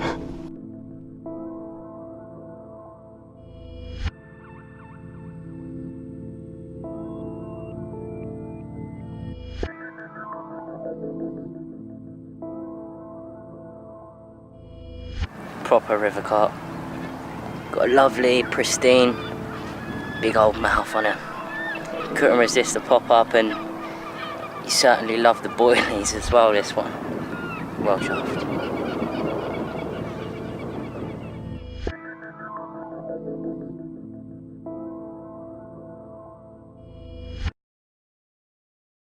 I have stalked the odd fish in the past, stalked them on floaters at day tickets and whatnot, but most of my fishing is done sort of park lakes and busy venues where, or at night guesting, you can't really do that kind of thing, and I do miss out on it. So that's what I really wanted to do this summer, and I knew the Copper Mill was a good place to do it. Crystal clear, every bite I could see the fish take my bait, and it was just heart-stopping stuff. Watching fish from yards upstream, like clocking my hook bait, the little bright ones, heading straight for it, nailing it.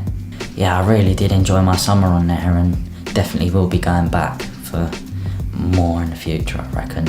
And yeah, I think there's 1 or 2 30 pounders in the river that might be worth going for as well in the future.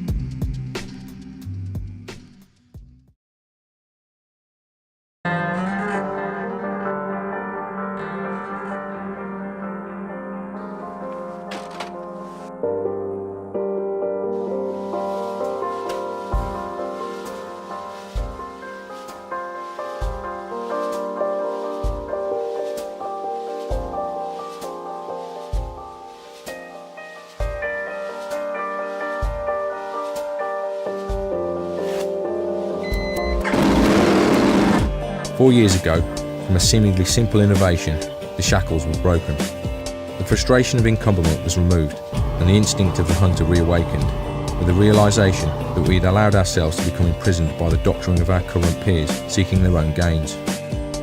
The essence, ethos and passion had been lost. The pursuit was replaced with burden. Finally, Kevin admitted the truth. He wasn't enjoying it. Unwittingly, he'd become influenced. This wasn't carping anymore. He was following rather than leading, and most of all, he'd lost his freedom. The ethos of the true carper had been lost, the passion diluted, the instinct to hunt replaced with ambush.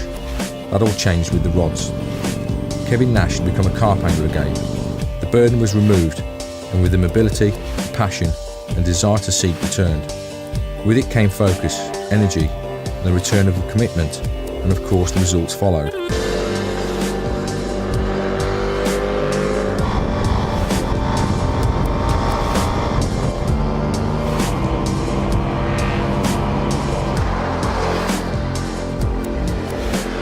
The legacy of scope was born, and the greatest change in carp fishing for decades evolved. Scope carp rods in 9 and 10 foot lengths became understood for what they were, a revelation in mobility, usability and versatility. The word soon travelled, and carp anglers throughout the UK and Europe recognised the edge as they joined the rebellion. Ideas and desires were recognised, and so we have now satisfied our followers with the launch of special 9 and 10 foot scope corks in £3 and £3.5 test curves.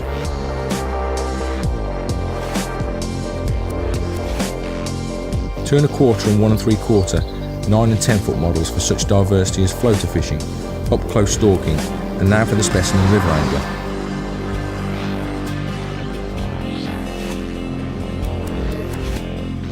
And there is one more. The heralded 6 foot, £3 sawn off is joined by a £2 version. With the scope backpack or rucksack comes the freedom of mobility, protection and security, and last minute flexibility. Kevin was on it again, loving his carp fishing, and it took on a new dimension. He was no longer breaking his balls, struggling through marsh and reed on the big pits, and now he saw the small windows of just a couple of hours for opportunist captures. But for Kevin, scope was still incomplete, with what he saw as 2 pieces of a jigsaw still to find. Try as he might, even stripping his sleep system back and putting it into his rucksack, it was still a struggle with a traditional sized bed chair. The length of a groundhog brolly was doable, but it just didn't make sense with the rest of his kit being 44 inches. Like most of the best ideas, the solutions were simple and they were staring at him in the face. The Scope-Op's bed utilises a 4-fold frame to reduce the cumbersome carrying depth and enhance compactness in sleep system format, with climatic control providing comfort on the most humid nights and total insulation on the coldest. Mobility is ensured with its dedicated carry bag.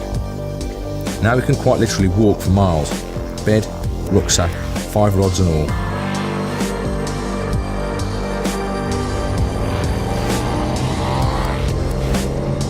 The bivvy burden had been solved with a diminutive and ultra-light scope bivvy, but for many, just like Kevin, a brolly is the only way. The answer was sitting above him. Take his trusty groundhog and hinge ribs to achieve a 44-inch pack down size and an incredibly lightweight 3.6 kilos. The Scope Recon Brolly is a modern take on Kevin's original oval design, compacted to 44 inches with cover for a seat or bed chair and angler.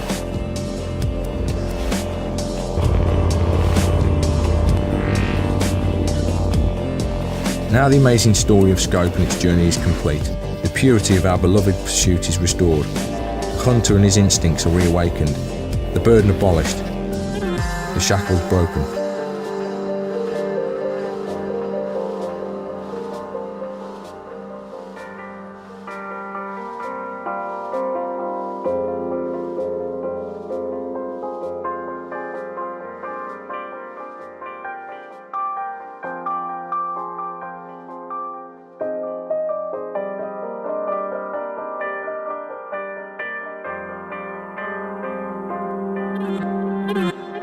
Scope for the future.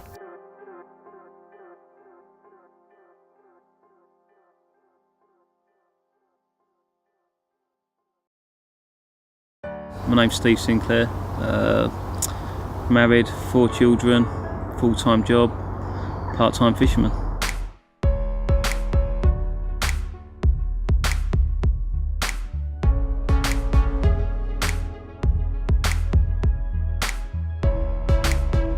We're at the Essex Manor, aka Doubletop City, home of some of the best fish in the country.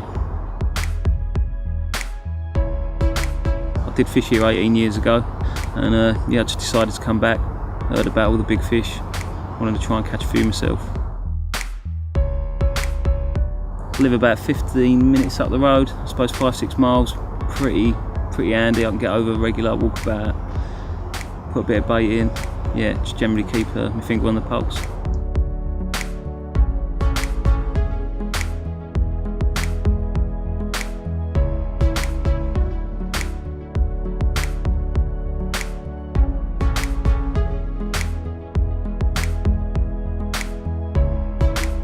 Lakes and irrigation pond really.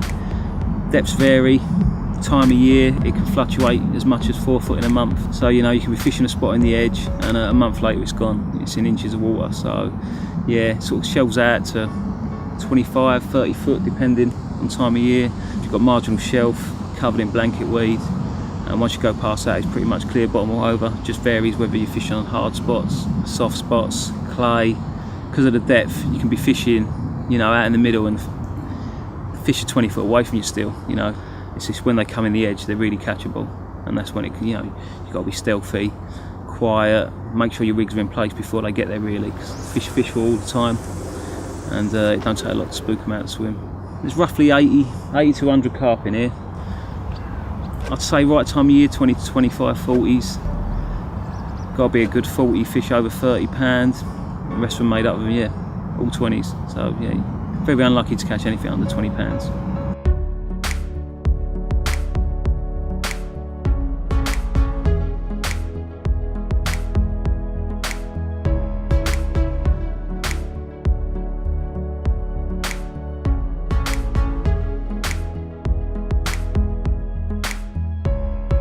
This is my 4th season now, so I come back here not really expecting to pull up no trees. Kind of went better than I thought.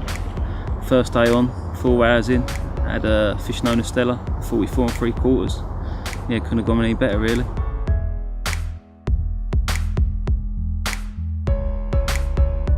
Yeah, after that mate I was flying really. 2 weeks later I had the Northern Lynn, biggest fish in the lake, 48 pounds, and it's a dream come true. Thought it was going to take me years to catch them fish. 2 weeks in, I've had them both.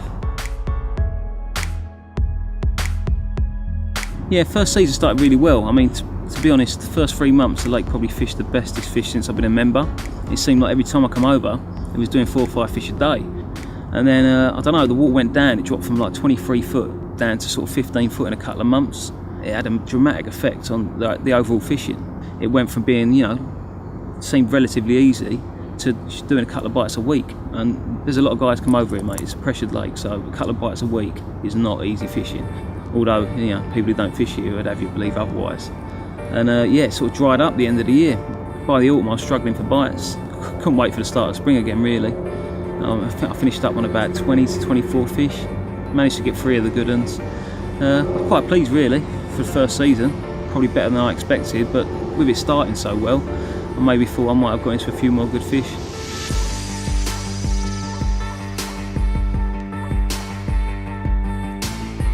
Second season started pretty well. I think it was only a few weeks in and I had a fish known as Joe's, which hadn't actually been caught for 2 years.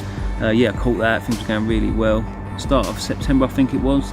I actually snapped my ankle in the car park, running for which turned out to be a duck take on my rod down the steps, and yeah, it kind of wiped out the rest of that season. I was in plaster for 8 weeks, couldn't get them down these steep banks for 12 weeks, so that was the end of my second season. I think I finished on 12 fish with two of the known fish, but yeah, sort of a big disappointment really. Them couple of good months at the end of the year, what you wait for all season, waiting for the autumn, and then to have it taken away, and when mates are catching 40s and like upper 30s, and I'm stuck indoors at the end of the phone watching it on Facebook, I thought, you know what, next year I'm going to go all out. I'm going to have a few, definitely.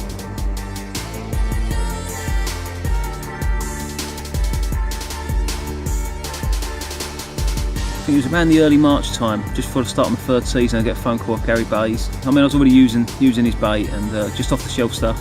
They kind of asked me if I want to try out some new baits, what they're testing, just a different sort of edge. I really thought that'd help here because everyone's doing the same thing. It's tons of roach, tons of rudd. It kind of limits you just to boilie fishing. I couldn't wait for the season to start and try this new bait. So I went down to the lake. I met Gal, he showed me a little sample and it told me it was called the Key 6. Autumn in my eyes, really soft, breaks down quick, so I knew that if I was putting out, 100 baits in the morning, I didn't have that doubt in my mind. If I wanted to put out more bait, I knew it, the roach and rub would have cleared it up. The season started really slow, we had a really cold winter, lakes were still freezing up in April. I actually think I had 2 of the first fish out in the middle of April. I think there'd only been 2 other bites since Christmas on the new bait, which was, they weren't the biggest, mate, 220s, but it was awesome to get 2 early bites on the new bait. Kind of didn't get my next bites till I think the end of May.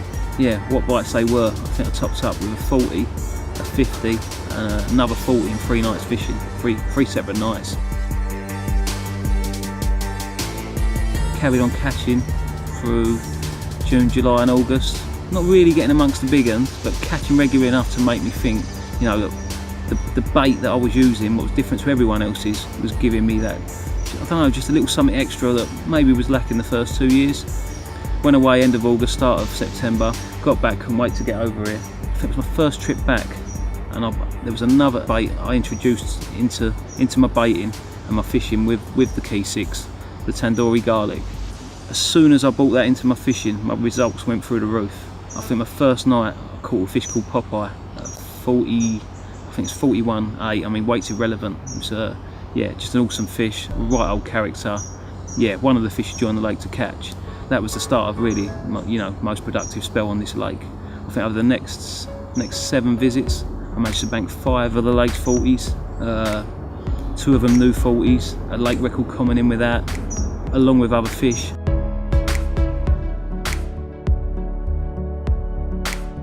I was coming over every week, and the lake wasn't fishing well. It was, I was doing a few bites a week, but I seemed to be catching every week, and I really couldn't put my finger on, other than the bait, what was a massive turnaround in my results. And it wasn't like I was putting loads in, I was sort of just trickling in a kilo here, a kilo there. Not really fishing over stacks either, sort of 50, 100 baits a fish. Nothing, no heavy baiting campaign that sort of, trying to get them onto my bait, I'm gonna, but just couldn't, stop catching on it.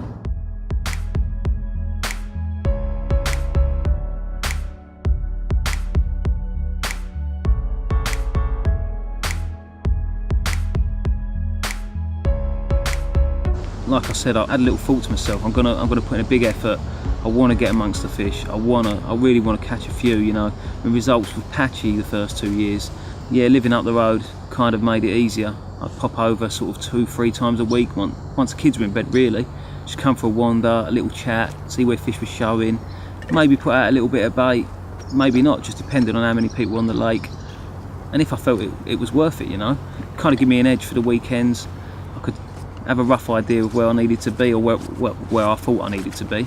Pop over sometimes late at night if I was going to fish, looking to get on fish rather than turn up when they're not showing. I'd come 2-3 in the morning and go straight onto fish rather than waiting and having to move. But also the moving was a big edge for me as well. I would move in the rain. Other guys would sit there, they'd actually comment on, I can't believe you moved in that storm, or you got soaked. My wife would have to bring clothes over, bless her. And listen, if you want to catch them, you're either first or you're last. Yeah, I've got the lucky vest. It's kind of famous on here now. I can't wear it all the time because I think I'll get mugged. But yeah, no, I've got a lucky vest. Everyone sort of comments, and I've had a few while I'm wearing it.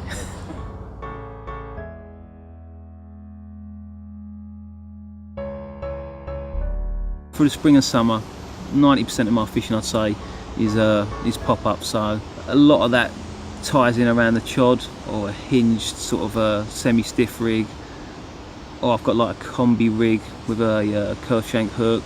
Yeah, just variants of different type of pop-up rigs. Later on in the year, the fish move out into the deeper water, and it's very much bottom baits. And well, for me, it was critical bottom baits, as I like to call them.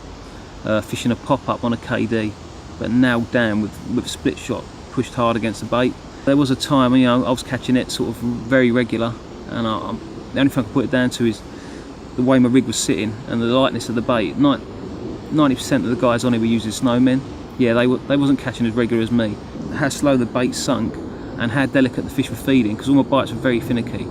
I'd literally just get a few bleeps, pull up to the top, and that'd be it, just sit there with a rod tip bouncing. I was sure that what I was doing was converting my bites into takes, whereas other people, they were getting away with it, and that was probably another big edge for me.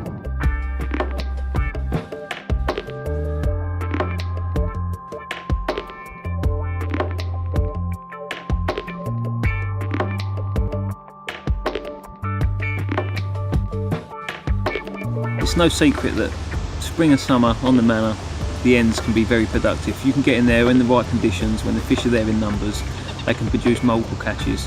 If you get it right, you really can have, sort of once in a lifetime sessions. They do a lot of bites.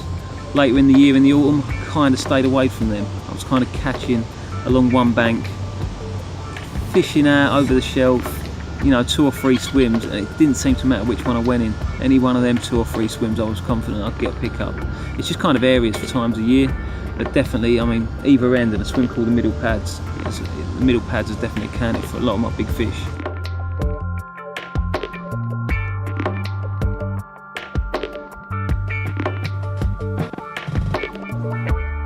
After a long sort of a wet winter, last season kind of finished for me the way it had gone all season.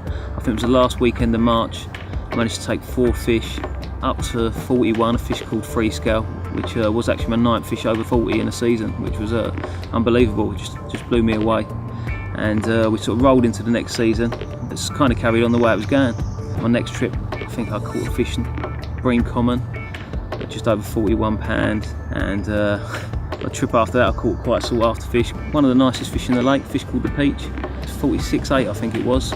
Massive frame fish, deep bodied, doesn't come out much, and yeah, I was over the moon with that. A few of my friends there as well, which made it even better. It's your last set there. My last memorable catcher was literally a couple of weeks ago, funny enough. I'd been down for a night, fished a swim, not kind of on the fish, got the opportunity to move in where there was a few fish the night before, and yeah, into one of my favoured swims, so I've done really well. Got in there, got my baits out on the spots, caught loads of fish off these spots, loads. Sort of fished the night, and there was loads of fish showing, but in different areas, not over where they normally would be.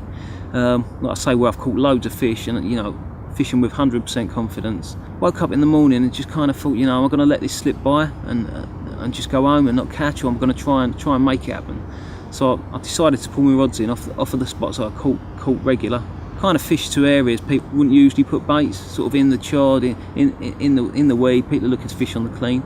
Yeah, I was literally just going up to the top of the swim to load my barrow up, and my rod rattled off. I managed to land one of the best looking fish in the lake, the scaly lin.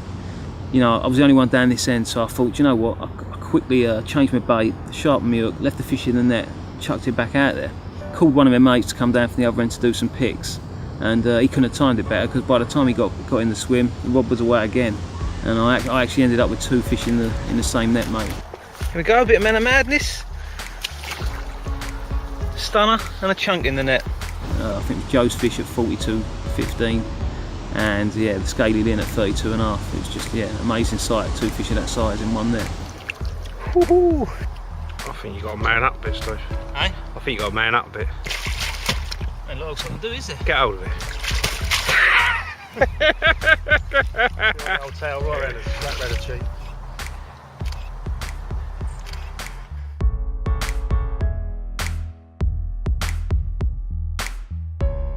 This season so far, I've had quite a few. I've actually had to start writing them down. I've actually had 15 fish, 7 20s, 4 30s and 4 40s.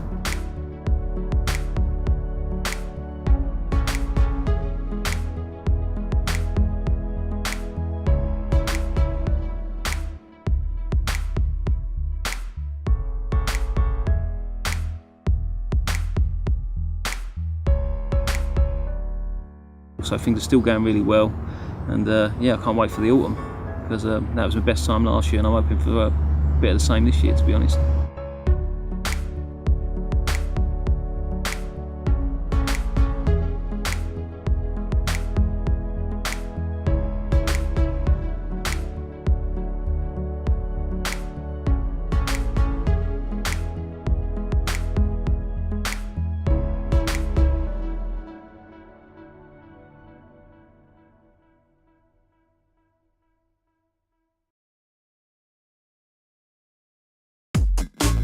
new from Nash. Siren R3. Unique speed sensing technology. Control.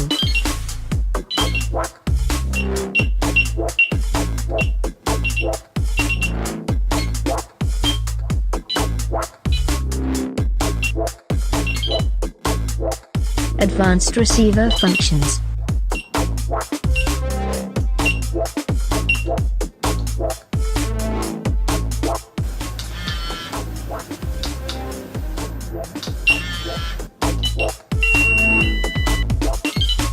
Optics indicators. Uses light pipe technology. Options.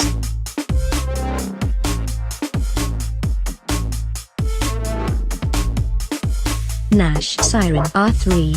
Next generation bite indication.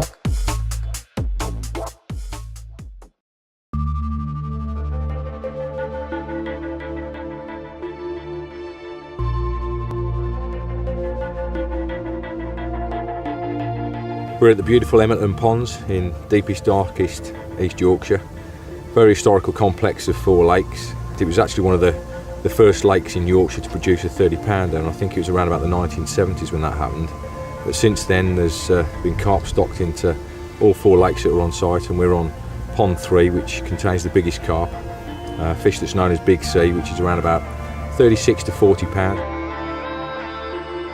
It's probably around about 2 acres in size, and a rough estimate of the stock in here is probably around about 60 fish, of which there's 3 or 4 30-pounders, probably 20 or so 20s, and the rest doubles and a few singles as well. So it's a mixed stock, but there are some really, really gorgeous fish in here as well.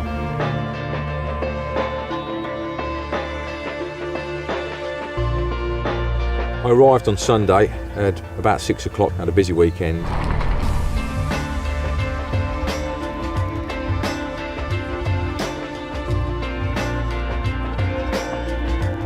I knew the spots I was going to fish to, and I was fairly confident that there was going to be a good chance of catching something, especially with the new baits that we've been using.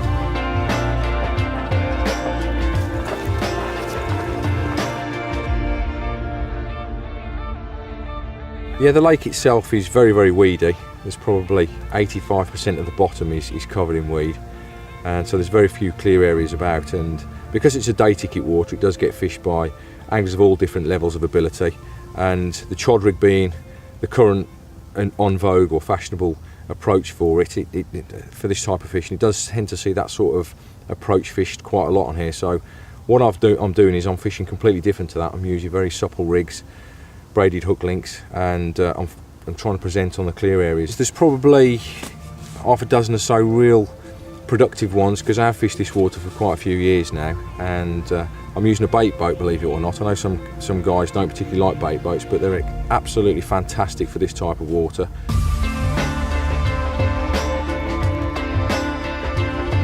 The boat that I've got is a lake style, which has got a lovely echo sounder on it, which is perfect for finding the clear areas. Some of those areas are only a few feet in size, a few feet in diameter, and it's absolutely perfect for finding those spots. Of course, also being a small water, it's located right in the middle of nowhere as well. As it's surrounded by countryside, surrounded by fields. The only sort of noises that you tend to get around here are from the local farmers. I tend to think with a subtle approach of just dropping those hook baits right into place, it's perfect for this type of water, rather than thrashing the water to a foam with a lead and a marker plate.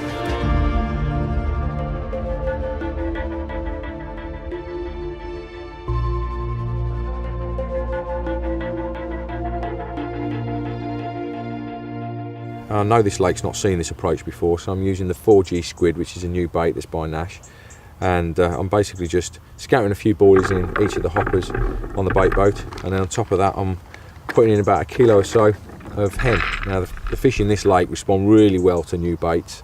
They also respond really well to hemp. The hook bait is slightly different. It's actually the first time I've used it. It's one of the new hook baits by Nash. It's the cultured hook bait range. I don't really know a great deal about it, other than Alan sent me a little pot through the other day, and he said, right guys, this is new, keep it secret, keep it quiet, and have a go with it and see how you get on.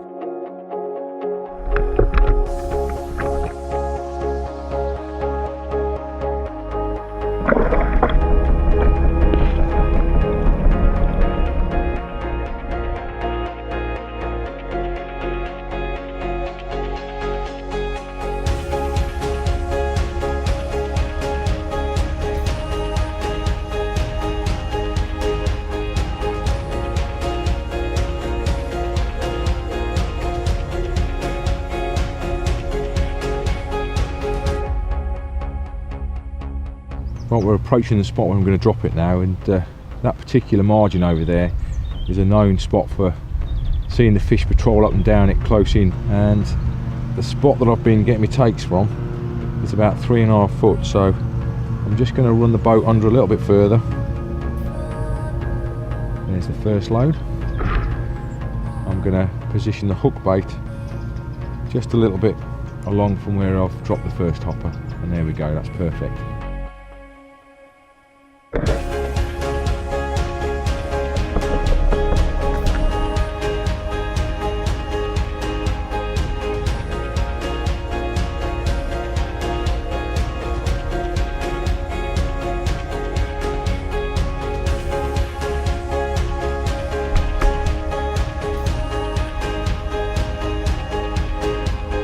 First 24 hours, or the first few hours I should say, of the session went really well.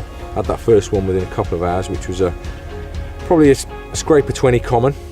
So things have started really well then. The guys have just turned up with the cameras, and fortunately had a couple of fish at first light this morning, and this one's been the biggest one, so it's looking really good for the next 24 hours. And then put the rods back out again, and then during the course of the night we had another couple of fish, and I lost one as well. The biggest of which was probably just over 20 pounds.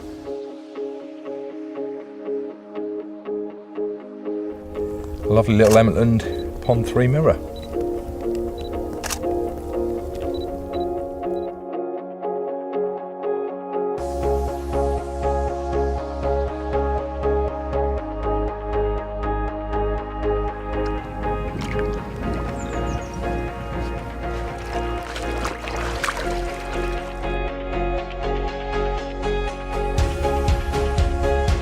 I'm very boring when it comes to rigs. I'm very stubborn as well, and I found something that worked 20 years ago. It's a very supple rig, and I've never really changed it other than changed the odd component here and there. And basically the rig that I'm using is about 8 inches long. It's a supple braided hook link. It's the combi link with the outer coating stripped off. Very supple braid underneath there, and it's absolutely perfect for this type of fishery. And I've basically got a Fang X on there. It's a size 6. And then I've just knotless knotted that and formed a liner to it, and it's a fantastic presentation for fishing on the bottom, which is what I'm doing now, just fishing hard on the bottom with the hook baits, and it works. We've had 4 fish so far in the session, so clearly I'm doing something right with it.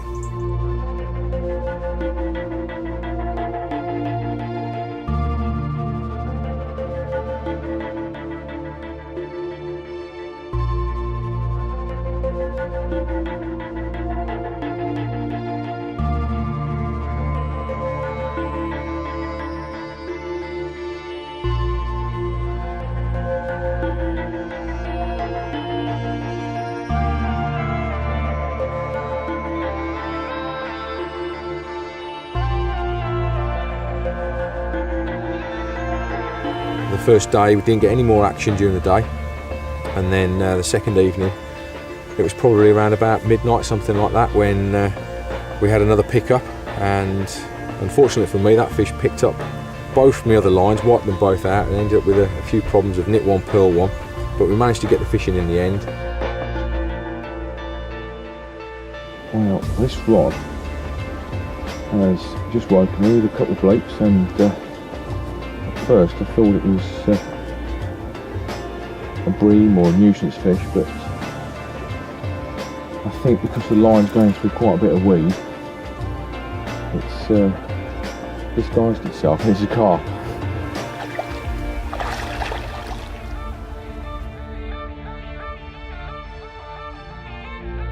Right, there we go, he's in there. We got there in the end anyway, so we'll get this one onto the bank. There we go, a little chunky common from Outland. It's probably just over 20 pounds.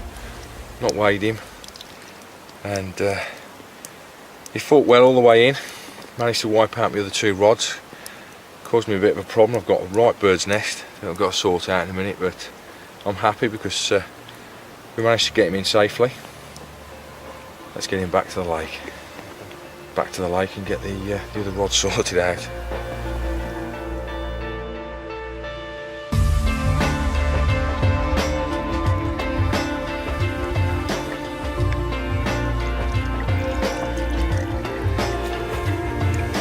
so far it's gone really well. We've had some good action, certainly for our first time out with a new bait.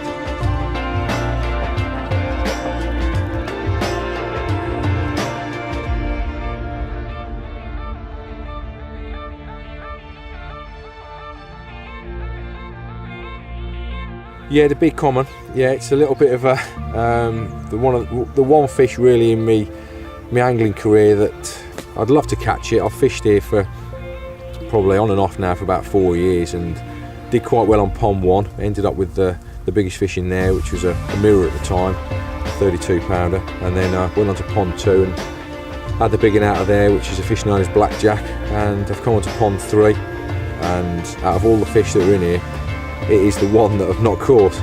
There's bound to be the odd one here and there as well that I've not caught as well, but out of the bigger fish, it's the one that's really proving hard to get, and it'd just be lovely to get him now just before this filming finished. But I know you guys are going to disappear today as well with the cameras, but I'm going to stick it out and come back for another couple of nights during the week. So even though you're not going to be here, you never know what might happen over the next few days. I might just get lucky and catch him.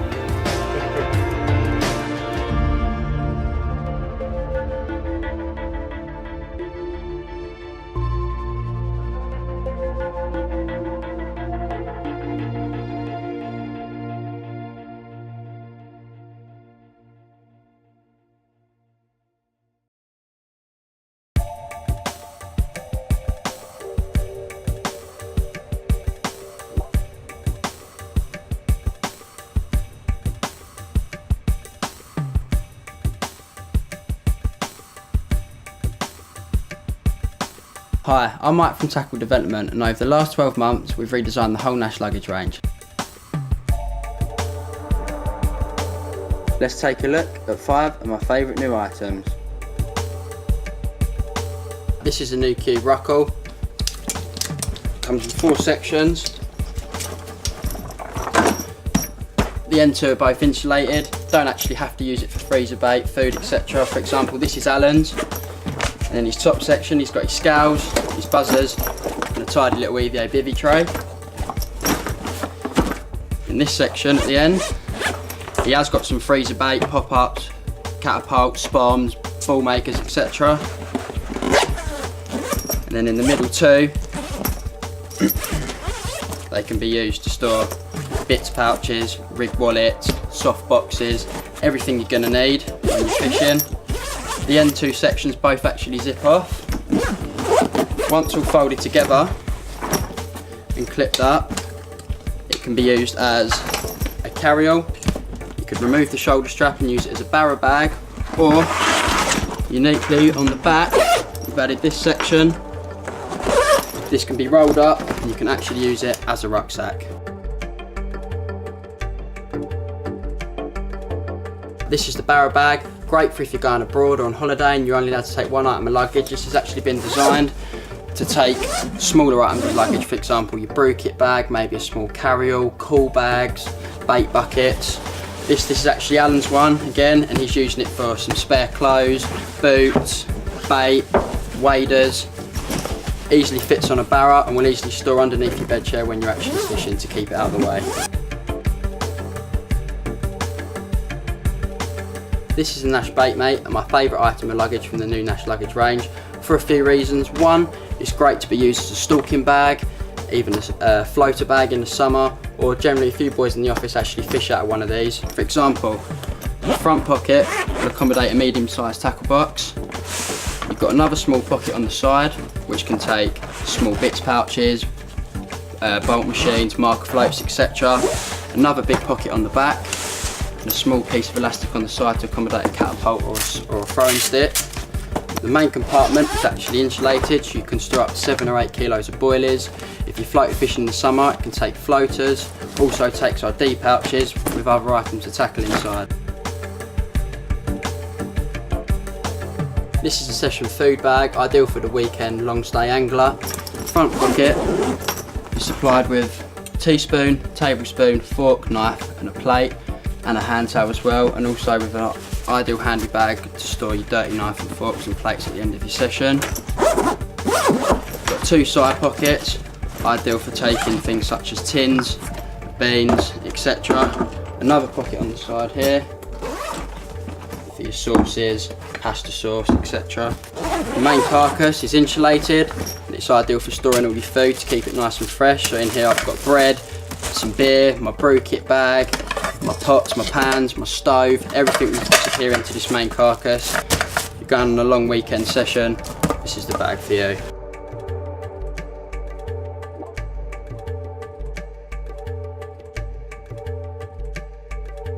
This is our Nash quiver system, which is compatible with our 12 foot and 13 foot Nomad rod skins.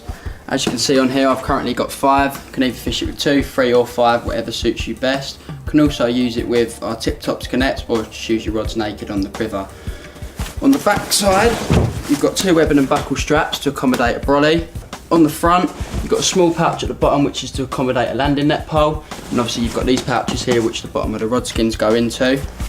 Comes supplied with a very handy hood which makes loading into the car a whole lot easier. For example, if you've got a net pole, 5 rod skins and a brolly, it's going to be a bit hard to dodge between the seats, so a hood over the top just keeps it all safely together. I just remove the hood, brolly at the back.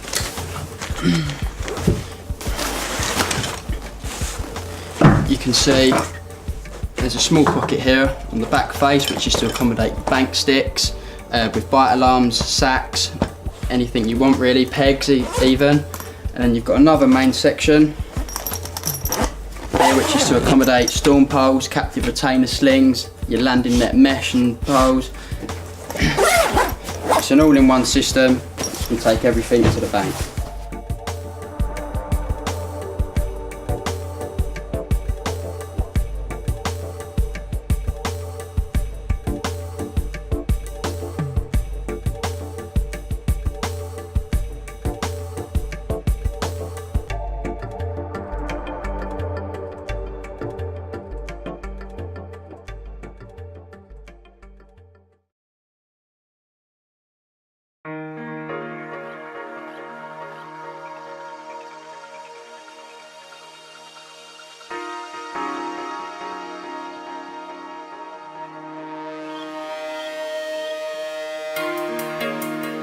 Well, I'm just down at Nash Base picking up the last little bits of kit. We're all just about loaded now. Going to set off. The tunnel's booked. Got a lovely lake in Belgium to go and fish now with some lovely fish, and hopefully we're going to see a few of them. Let's see how we get on.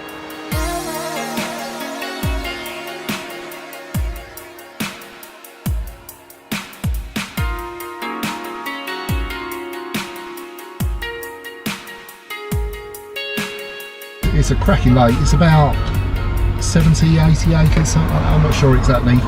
Quite open and windswept because it's a boating lake as well, windsurfing lake, so as you imagine they like wide open spaces. Don't know how many fish are in there altogether. I know last year there was 85 different fish captured throughout the year, you know, probably a few recaptures, so it's like that. It's not a bag up water, it's not really easy, but there's some lovely fish in there. To just over £70, that's the biggest. So I'd like to see that one for sure. There's 50 mirrors and commons in there behind that one, and there's some nice scaly ones as well. Yeah, the big one they call it the bison. You know, it don't come out much. It's once or twice a year. And yeah, you know, for £70, 5 hours from the doorstep ain't too bad, is it?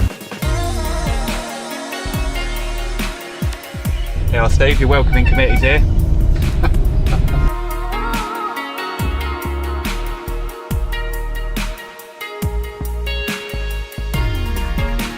Well, we're here. We made it. Bit of a long journey, but it weren't too bad. But it looks like we've got some weather moving in right now, so we're going to have to go around there and get set up as quick as possible. We've driven through some of it on the way here, and what they're talking about on the way is not only storms but hailstones and yeah, pretty bad stuff. So we're going to go around and get set up ASAP and get under cover before it hits us.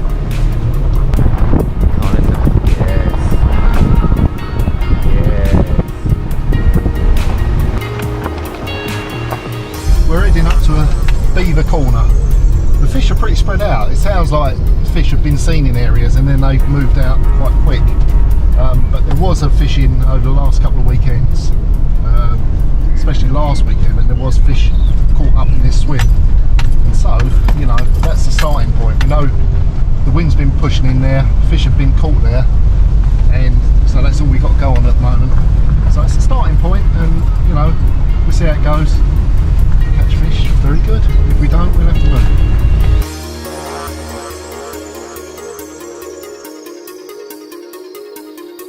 We're going to cop something here, definitely. We're about to get hit by the mother of all storms. It is serious.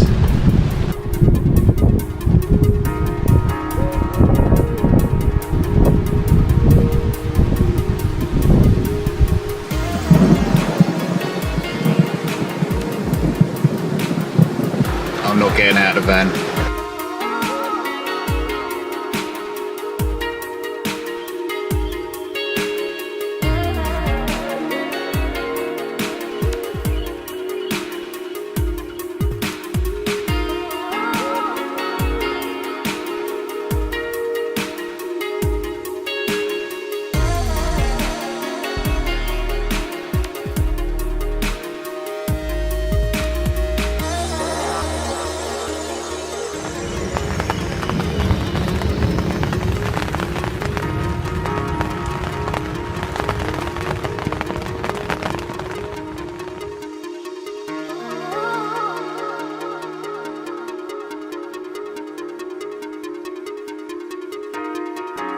Well, the first night's come and gone, and all quiet at the moment, unfortunately. But I'm not sure really if we made the right choice. If you know, coming in here looked okay last night. We come in here on the advice of people who've been here over the last week, and this swim in particular had done a couple of fish, so it seemed a reasonable choice. But my initial thoughts were to go in the back bay, which is over the other side of the lake, and you know, I've got that on my mind now. So. And also time's a little bit of the essence. Only got 3 nights, you know, if I was here for longer I might well consider giving it another night and see how it goes from there, but you know, we haven't got that sort of luxury this time, so thinking about a move in a couple of hours. You know, to be fair, it was a bit of a rush job last night. We arrived here in the storm, it was getting dark as well, so I needed to get the rods out quite quick, so I went out there, found some reasonably clear areas. There's quite a bit of weed coming up, but I found 3 clearish spots. Didn't put much bait out there, a few coconut creams, a few moss pursuit, all boilies. Didn't have much time to get anything else out there, but I was fishing fairly effectively, not 100%, because you know, I just didn't have that luxury of doing it properly. I think if fish were here and getting their heads down, you know, one of them would have gone off, and like a couple of little liners which I've put down to tension more than anything, you know, it's remained fairly quiet, so I'm going to give it a couple more hours just in case. And then I think, you know, it's going to be a move over to the back bay, see if we can get one from there.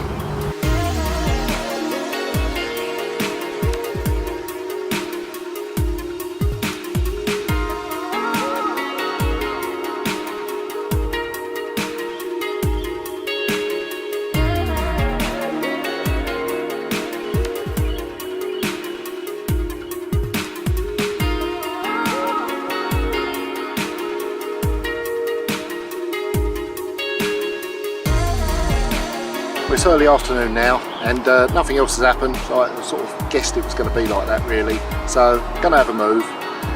It's a bit warm now, to be honest, but it's not a bad time to move, because really getting in the new swim, getting the rods out, it's going to be a bit of disturbance. I'd rather get all that done, get it over with, let the swim settle, because in the past I've had the odd bite around sort of 6-7 o'clock in the evening, so I'd rather get everything sorted well before then, hopefully get a chance for a bite. Who knows, you know, it hasn't happened here, hopefully it's going to happen over there. We can only try anyway.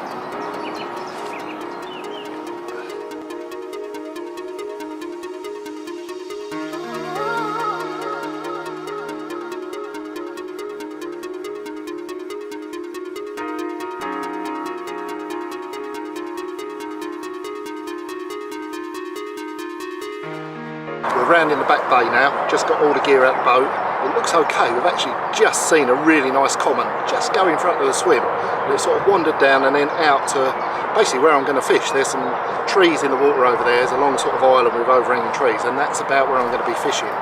But it actually looks good. We've seen a carp, that's the main thing. There's carp here, so all we've got to do now is catch them.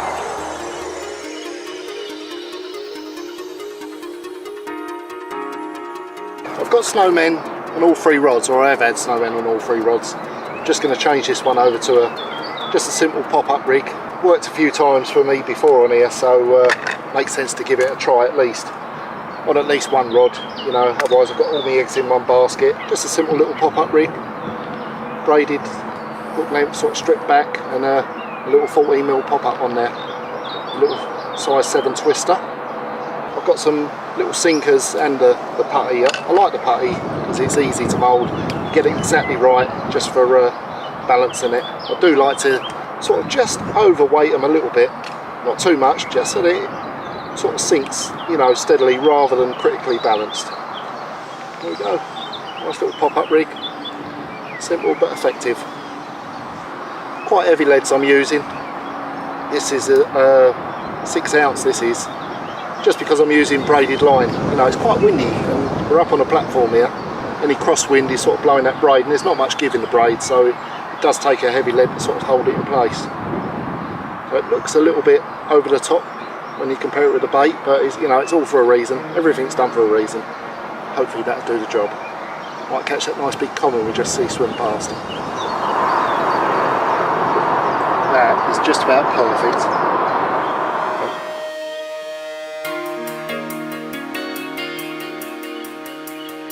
The smaller seed mix. I use this a lot, literally everywhere I go.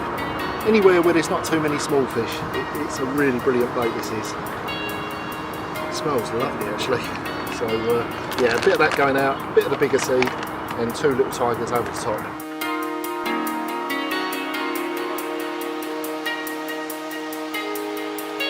Chopped bee tigers, this one, from Nash, their new range of particle.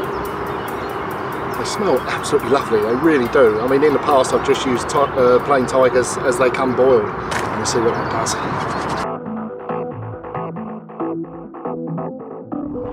First of 3 rods going out. They're all going to go along that tree line down the bottom there. That's the main sort of area where I have caught from before. Now I brought the prodding stick out with me because there's little gravel spots there, but they are only small and they're in amongst weed.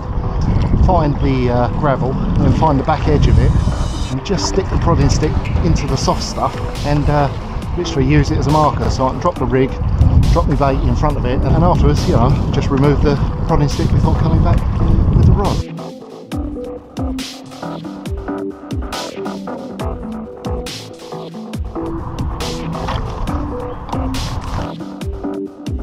There goes the rig.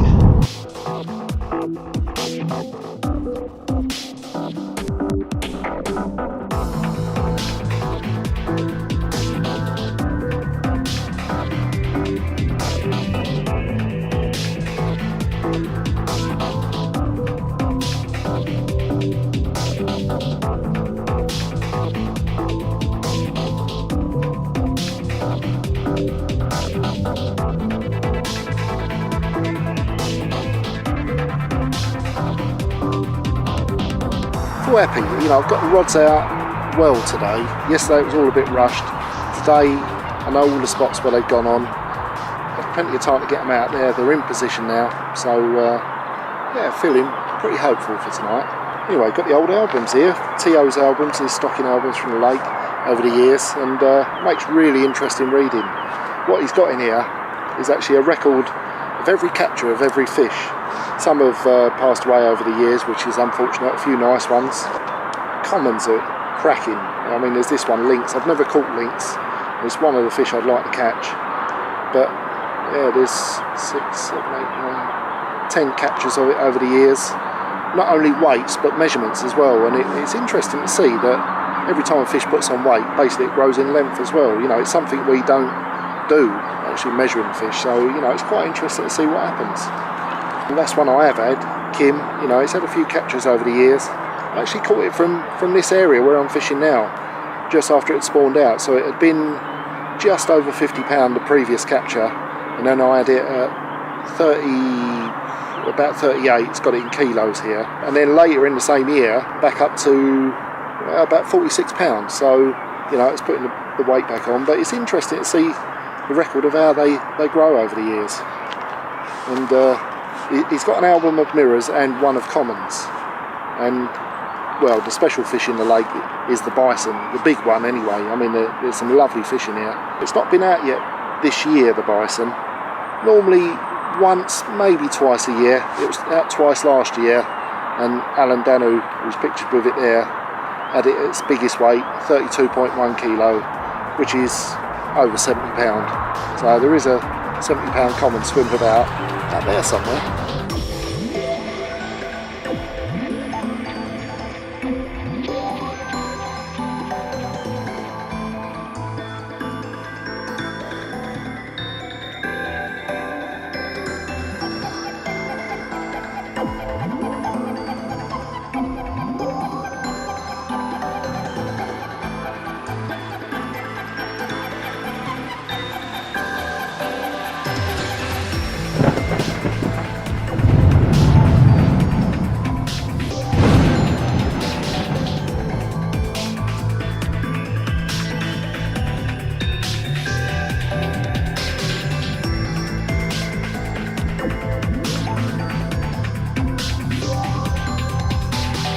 Well, he's not the biggest carp in the world, but we're certainly pleased to see him. Actually got a bite at last. Well, the weather's changed, it's cooled down. We had another storm last night, quite a bit of rain as well, and it feels a lot cooler now. It's made a difference. Nicely in the bottom lip. That was it, legs discharged off the weed clip. That's an absolutely gorgeous little fish. And so, you know, there's certainly much bigger ones than this in here, like the bison. This is not even son of bison, I shouldn't think, probably grandson of bison. But, you know, when you want a fish, you want one whatever it weighs. So, you know, I'm very, very pleased to see this one. I wouldn't normally weigh a fish this sort of size, but I'm going to weigh this one and measure it because it's one of the stipulations of the Syndicate on here that every fish is recorded, both in weight and length. Well, he's 82 centimetres, so something to jot down, and I'm just going to do a quick weigh in. Just wait for that water to drain out, and he's a double. he's 10 pound 8 ounces, 4.8 kilos. How about that? This might be a little common, but his granddaddy out there is over 70 pound.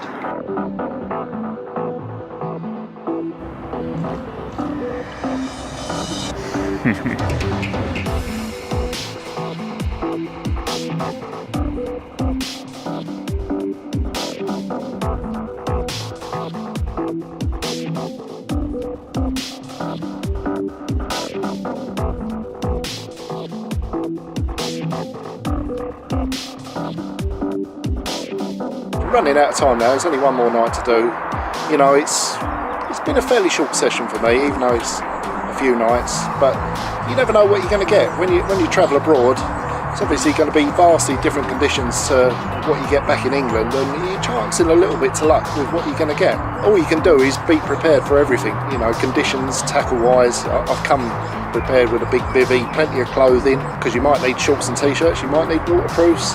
We've needed them all this session as it goes. Bait wise as well, you know, it's no good turning up here with a few kilos of bait and the fish are absolutely going mad for it. You can't just nip home and get some more. So what I've brought really, I suppose, it's quite a mixture of sort of instant baits. I've had the instant coconut, Monster Pursuit, you know, a really good high quality fish meal bait, along with pellets, tigers as well. I've tried tigers because I have caught fish on here and good ones before on tiger nuts. But as it happened this time, they just wanted little pop-ups over a mixture of sort of particles and boilies. You know, next time it could be different.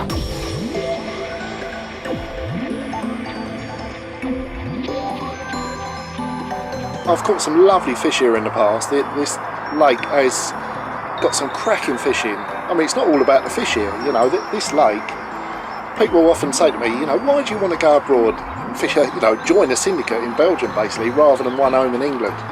It speaks for itself. I'm sat here on a 70-acre pit. I'm the only one fishing. There's carp up to 70 pound in here. The people are so welcome. They're absolutely lovely here, and they really do make you feel at home. Says it all really. Why wouldn't I want to come and fish here? It's absolutely wonderful. It's worth mentioning that I am going to leave the rods in place now. I've put 2 out this morning, one I had a fish on anyway. The other one I changed over to a pop-up because that's what I feel like is working. The other one's been out since yesterday.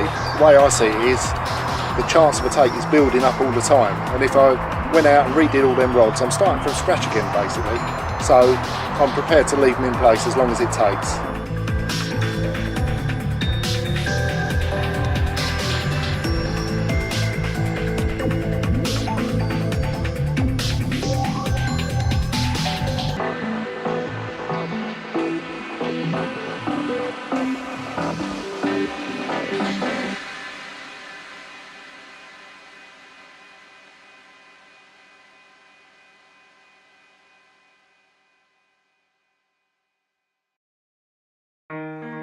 Well, there we go, another trip done and dusted. Never want to leave, but the tunnel's booked for 2, so we've got to get shifting. The van's just about loaded now. Still got the rods out because you never know, there's always a chance. It's been a tough one this time actually. I've always said I like to go away at least catching 1 fish. It wasn't the biggest in the world, but we did get 1 fish, so it's not a disaster. It could have been better, but it's funny actually, you know, talking to Tio, the Syndicate leader. It's yeah, ain't fished that well this year. You know, there's quite a few nice big fish in here, and actually none of them have been out yet. We're halfway through the year. It tells its own story. It's not an easy venue, but you know, the good thing is I can come back anytime, so I will be coming back over the next few months. Try and get one of those big girls. You know, that's fishing. Don't win every time. We've caught a fish anyway, but hopefully better luck next time.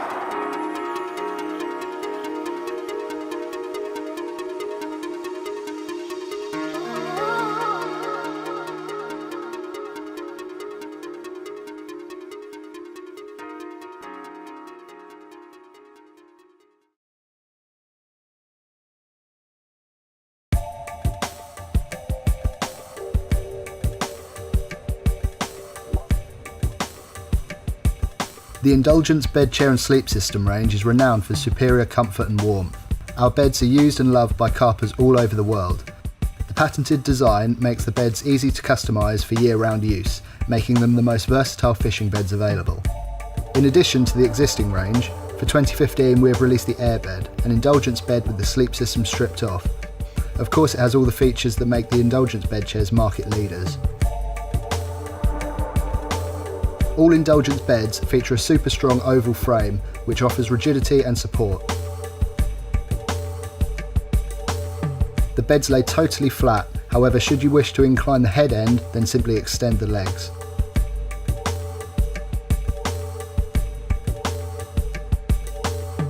The mesh base provides airflow on hot nights and also allows moisture to escape, preventing dampness under the removable deep pile foam and hollow fibre insulated mattress. A compression strap rather than hand wheels, along with a hinged frame for flat storage and transportation with sleeping bag attached. Elastic skirt loops for easy attachment of Indulgence air shroud and airframe pillow. One-touch adjustable legs with fold flat mud feet.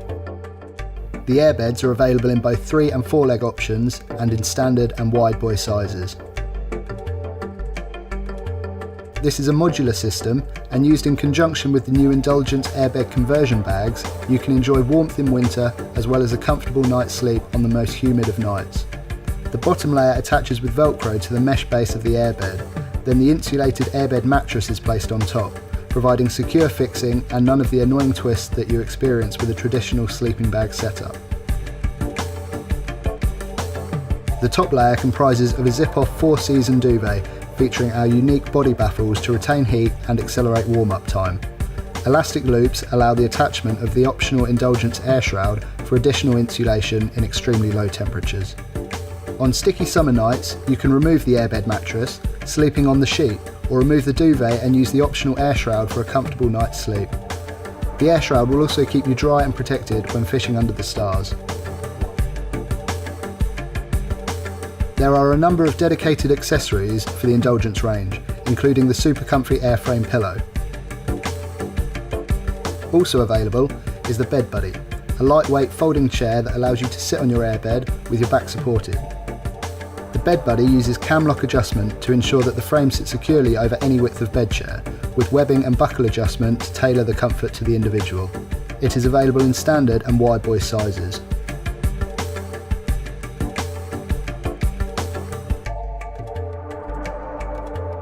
Z-beds offer exceptional support and comfort with a lay-flat frame design. Real luxury at a realistic price. They are designed around a super strong 6-legged frame with an ultra comfortable padded mattress.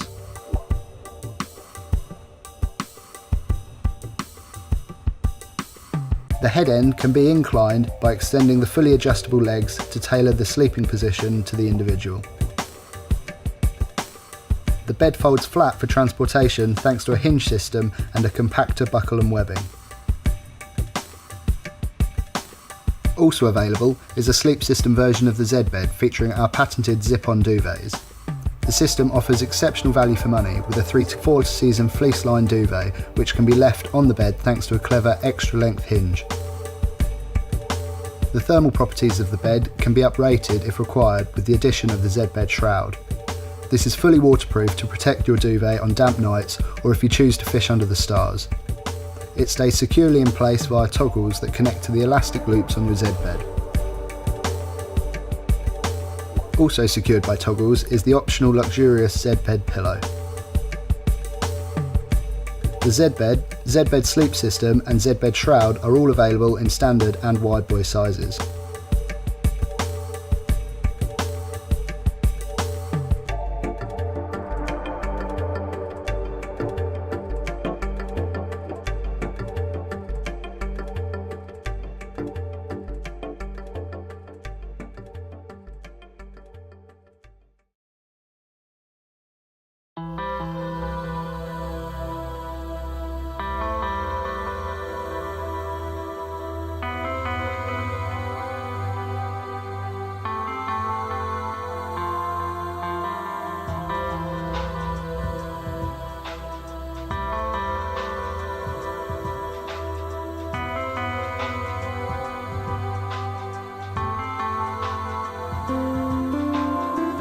I first heard about the Silver End pits a few years back when Kev was actually putting his book together. One of my jobs was to help him get his slides and look for his old photos and get all the information ready for the book.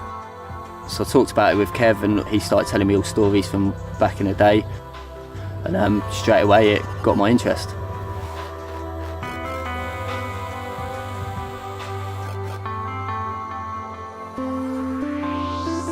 Steeped with history, obviously it's a well-known Essex water and I got to learn quite a bit about it from Kev.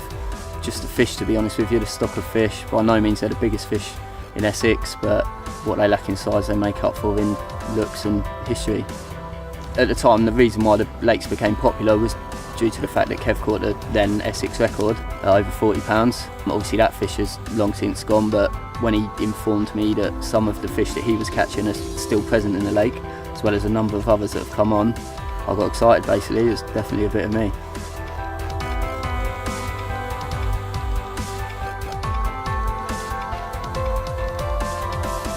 My plan of attack was similar to any of my fishing, to be honest with you. I've never been one for long sessions. I don't have the time, I don't have the patience to sit behind rods for days on end. So as with any of my fishing, I was going to go in quick overnighters, usually 2 nights if I'm lucky, midweek. Sort of fish for one bite at a time, fish where the fish are, find the fish, single hook baits and little traps really. Opportunist fishing. Due to the fact March is obviously normally a busy time at Nash, what with all the shows etc, I didn't actually get down here for my first night until sort of the end of March. It was a quick overnighter, Wednesday I believe. It's still cold and dark and I was rushing about to get down here before sort of dark and get some rods out. I blanked that first night. As expected, I wasn't really expecting a lot, but I did see some fish, which gave me a bit of confidence and got my buzz going. Packed up, straight back to work, and then as soon as I could, I was straight back down here for another night. I fished exactly where I saw the fish, caught one in fact, the next morning, a scraper 20-pound common, and I was happy, I was buzzing. I'd not put any bait out, I'd fish single hook baits where the fish were, and it had worked, and I was just buzzing to get back for another session.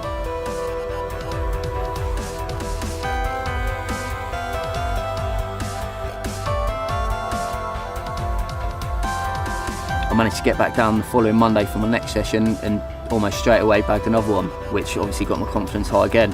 I was fishing little citrus pop-ups that Gary had given me to test out, and they were doing the job. I'd not fed any bait at all. I was purely fishing singles to where the fish were showing. 2 fish in 4 nights. I was happy with my approach. I knew it was working.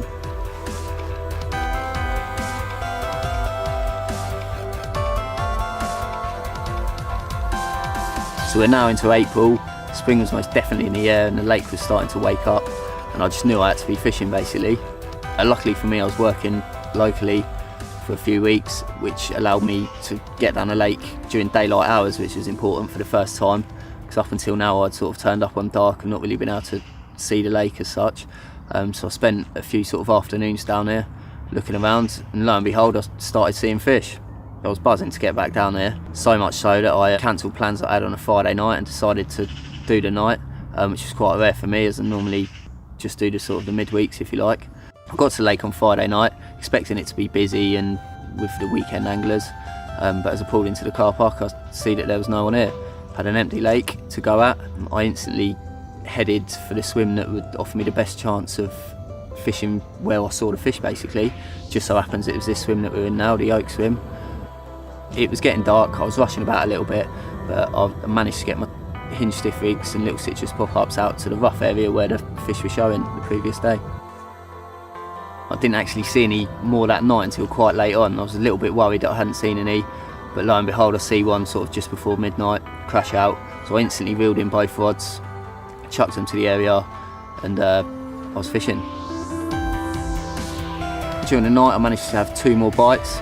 A lovely 26-pound common, awesome fish like one of the originals, and one a little bit smaller. Up a little bit, Tommy. Tail up with it. Things were starting to come together.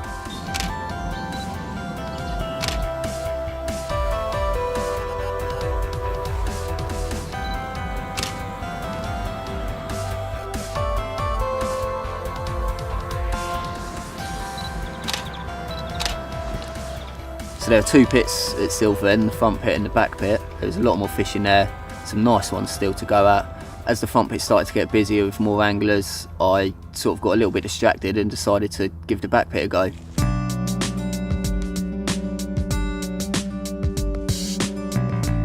I actually had a weekend at my disposal, so I thought, why not, I'll get over there and actually do a proper session for a change as opposed to a quick overnighter.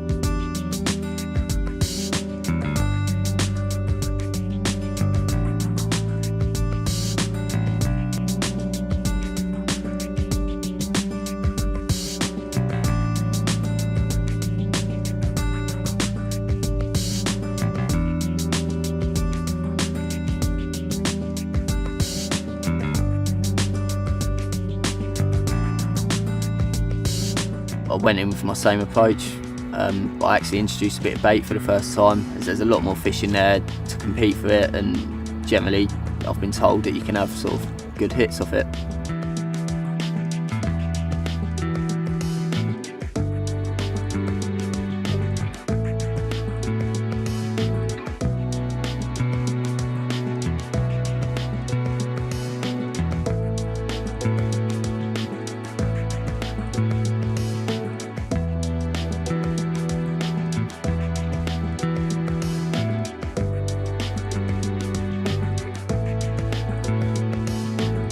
Over that course of that weekend, I think I had 4 or 5 fish, sort of to low 20s, some nice ones as well, a few stockies, but I was quite happy with it, I was enjoying myself.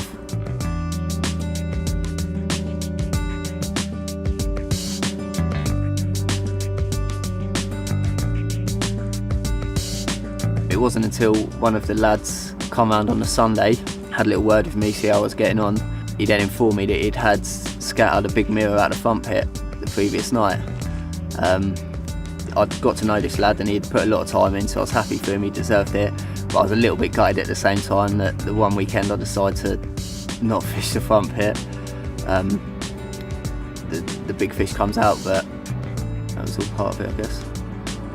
I knew at that exact moment that I was going to stop messing about, get back over the front pit and concentrate all my efforts on there.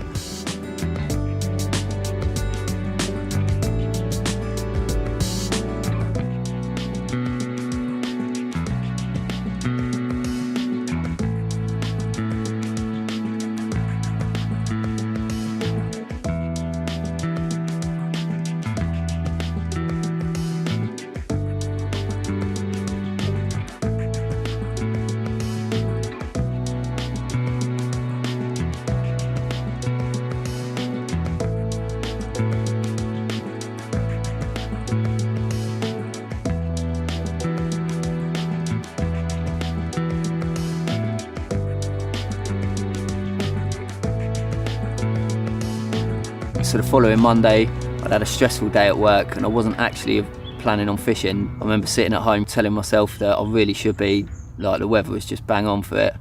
So I had a little word with myself, got in my car, got the tackle loaded and headed for the lake. It was still light, so I knew if I got there quick enough I'd still have half a decent chance at maybe seeing something and getting on the fish. Unfortunately, I ended up sitting on the A12 for 2 hours due to a heavy crash, which stressed me out even more. But eventually I got to the lake sort of 2 hours after dark, a little deflated and with no confidence whatsoever, if I'm totally honest. However, I was determined not to just fish anywhere and fish behind rods that I wasn't really confident in, so I sat there for a while to see if I could any signs of fish, despite it being dark. It was sort of maybe in the hope that I would see something maybe. So I did eventually see a fish roll on the far bank, an area that I'd not actually fished before, but I thought I'd head round there, see what it's all about. I wasn't even convinced it was a carp, to be honest with you. It looked more of a tench, but I had nothing else to go on. We were well into the night now and I was generally had the ump and wanted to get some rods out and get to bed. The next thing I knew, it was 5:30 in the morning. I was knee deep in water and I was playing something that was clearly not a tench. It was an awesome fight, one of the best, by far the best I've had from the pit so far. So in the back of my mind I was telling myself, I was convinced it was a better fish, you know. However, the last thing I was expecting was to net the fish, peer down into the net and see the big mirror. To say I was pleased was an understatement. A fish that usually gets caught sort of 2 or 3 times a year had now been caught twice in a week, and this was it. This was the fish. This is why I joined the lake. This was the fish I initially wanted to catch, and there she was. Just now, one of the rods has rattled off, and we've got Scatter, the big mirror, in the sack. She's just over 31 pounds, a little bit down in weight due to her capture last week, but I'm not bothered in the slightest. Proper history fish, 30 years old, 40 years old even, and I'm absolutely made up. Proper bit of opportunist angling that was never meant to be really. I made something of it, and it's paid off big time. Let's have a look at her.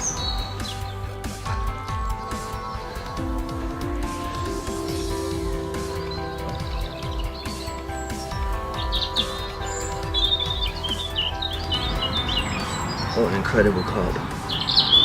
40 years old, proper English carp.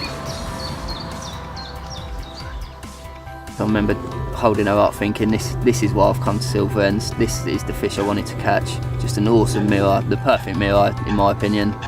Yeah, it was a special moment.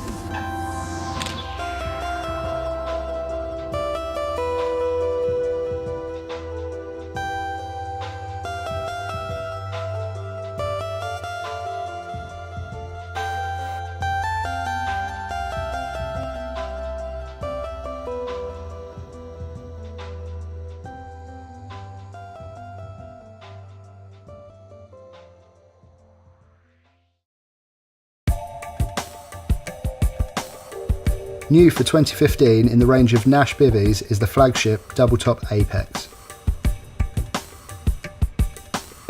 The frame is a traditional pram hood design, easy to erect yet rigid enough to withstand gale force winds. The unique CAD design provides a heightened central ridge for better accessibility and headroom. The Doubletop Apex is constructed from the tough Aquasense Hydra material to ensure long life. Within this shell is a sealed mesh capsule to prevent the ingress of bugs and other wildlife. This modular system allows for a variety of configurations for the front panel to suit any conditions, whether it be letterbox or fully open.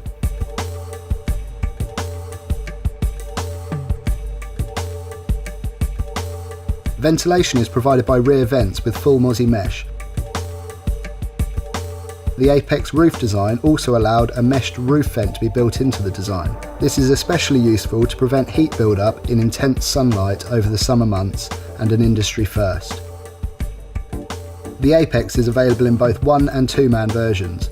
With all the features of the 1-man, the 2-man is perfect for those longer sessions and can easily accommodate 2 bed chairs with enough room for plenty of gear, as well as having increased headroom, allowing easy access.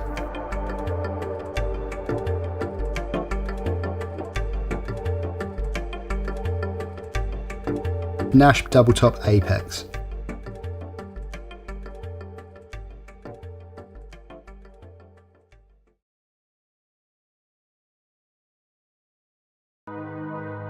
In late October 2014, Kev, Alan and some of the lads from Nash headed over to France for a week on big fish mecca Les Teillatts.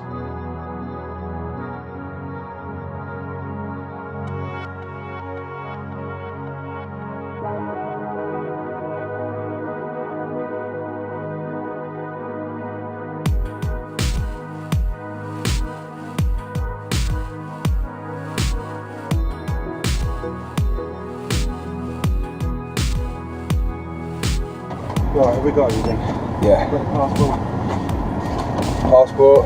You got a passport? Yeah. In your lovely security pouch? Oh, it's taking me a while. I've got some water in there. Got a bottle of water.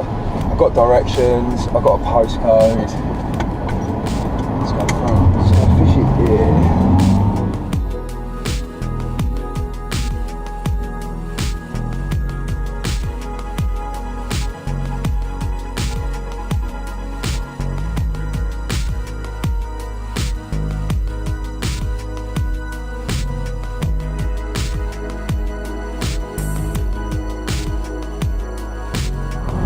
Very sane type country now. I feel like I'm going carp fishing all of a sudden. The last 15-20 miles.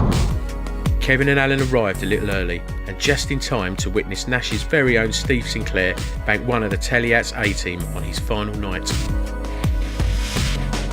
£78. Shut up. No, £77. 8 ounces.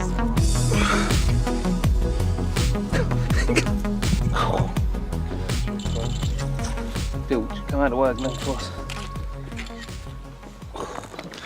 Oh mate.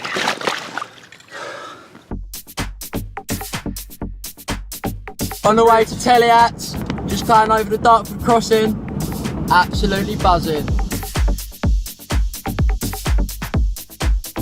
Services, diesel laws have just turned up, what are you saying boys? Yeah. Bit of football at the services. Oh, look at him. Oh, Lawrence. Oh, Lawrence. Oh!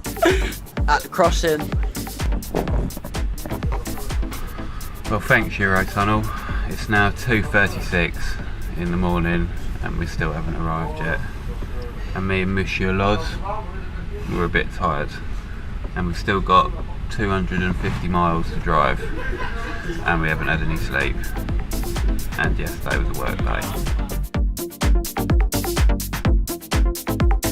So half 7 in the morning, been driving all the way through the night. Les is absolutely knackered. I've been driving through the night. We've got 10 minutes to go. Come on the chunks.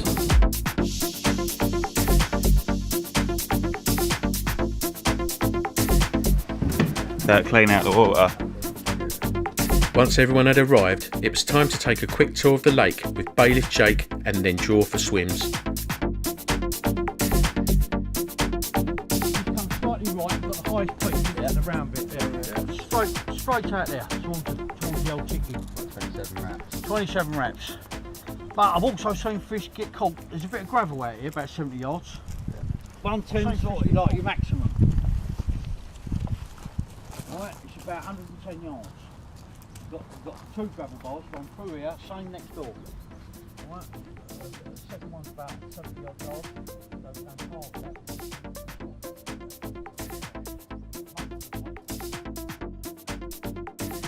These 2 swims here, 2 chaps in them. Last week, the guy in here had 13 fish, Tim, 15 fish, 13 fish, and the geezer in here blanked. This week, the geezer in here is blanked, and the geezer in here has had a 72, a 61, 2 60s. Looking good, Tom. Morning.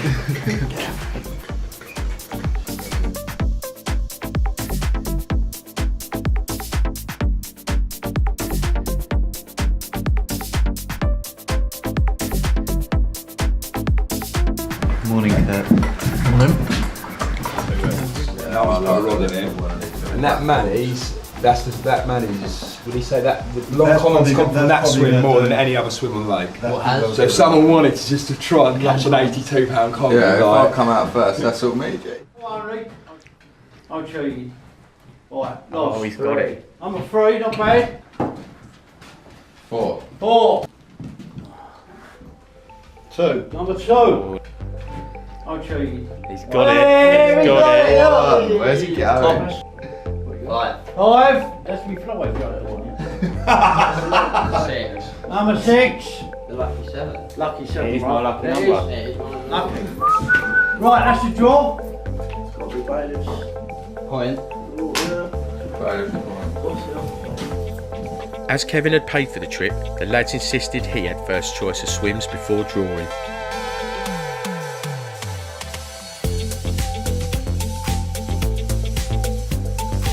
It's something that Jake was only saying this morning, it's weird, and when he gets the last swim, normally feels his boots. Yeah, no, we'll see.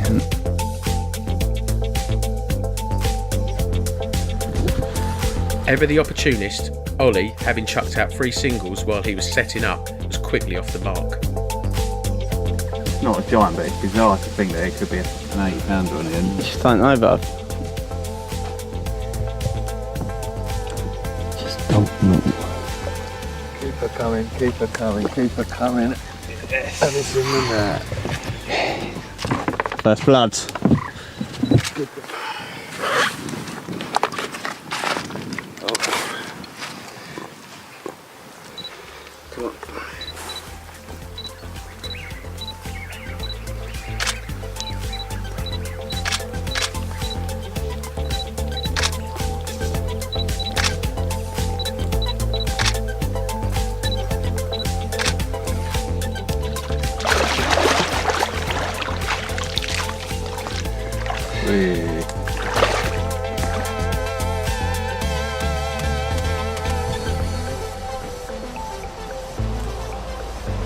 Hi, Les.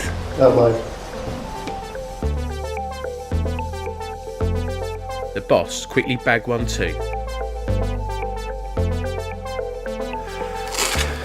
Little barrel.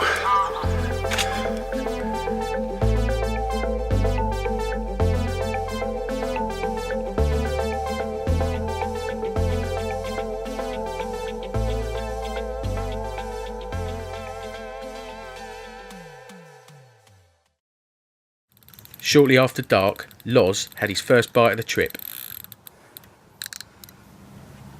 Right, I don't think she's too far away. Have you hooked a bus there, Loz? The train. Très possible.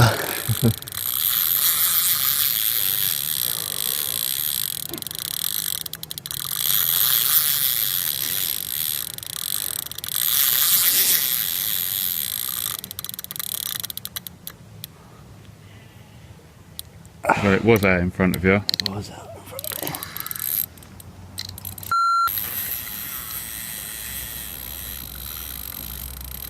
Yeah.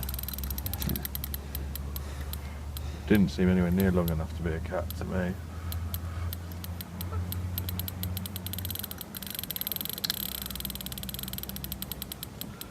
That clutch has got a good workout. This is Loz's arm.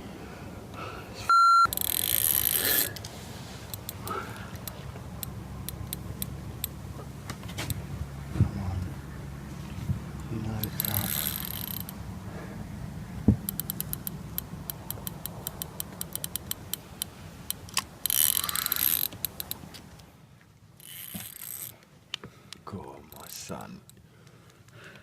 Get in! Get in Come there!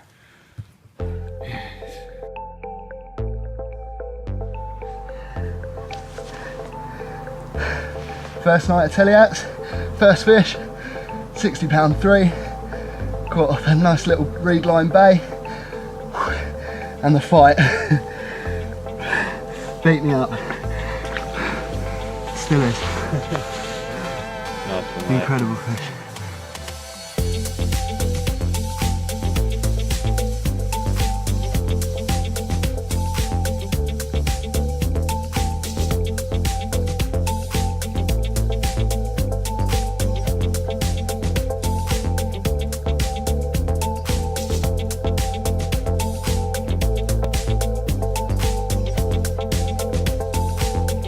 Hi everyone, here I am at Les Teillatts. Drove all night last night. Didn't get much kit throughout the day either. Went to sleep last night, crashed out, had a little liner But Loz has had a 60. Kevin's had a 30, I think. Mike, he's had a 20, and Curtis has had another 30. But yeah, it's fantastic. Just show you around. Well, this is the bed chair, the table, the odds and sods, the brew, the bar light, and we're charging. The rods and the boat, little day chair. I've had wild sheep going around the back of the swim. Wild sheep going around the back of the swim all night. There's geese all in the back of the swims as well. But yeah, fantastic place. Really happy to be here.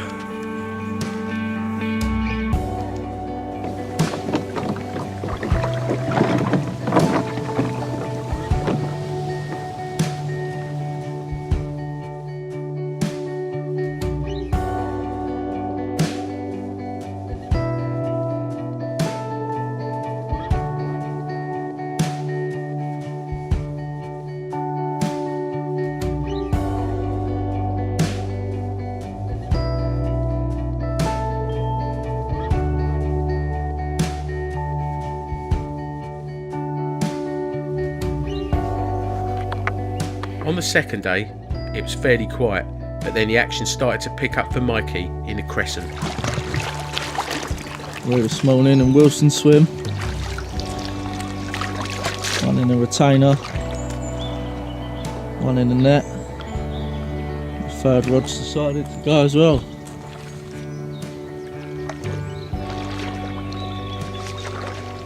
And she goes. Happy day.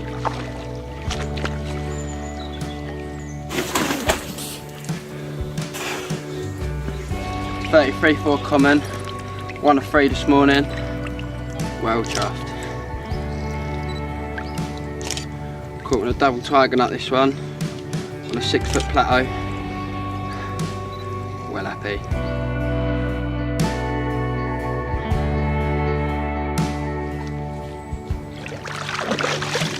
Yes! 37.12. No, it's just under 37.5. And it's beating him up. Biggest of 3 fish this morning, just under 38, well chuffed.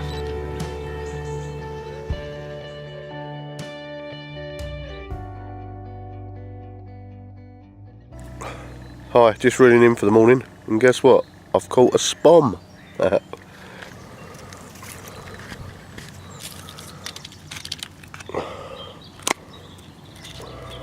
One spom. Yes.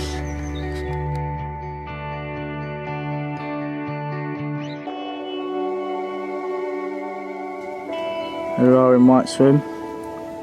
7 bites, 5 fish landed. We're into the 6th fish of the session. It's a bit plodding away this one, we haven't seen it yet. Could be a good one. Oh, that's a chunk, bruv. Get that in the net. Yeah, that's a chunk, bro. Right, we're going round to see Wilson because the little hauler has got a real big common, so let's go and see.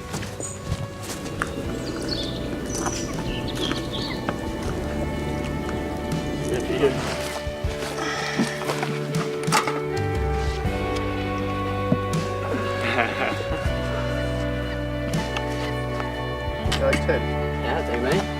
Wicked, man. PD.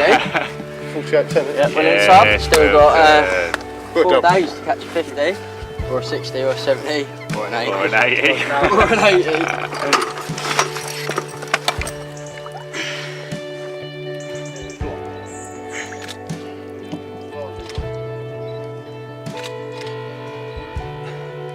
Yeah, okay.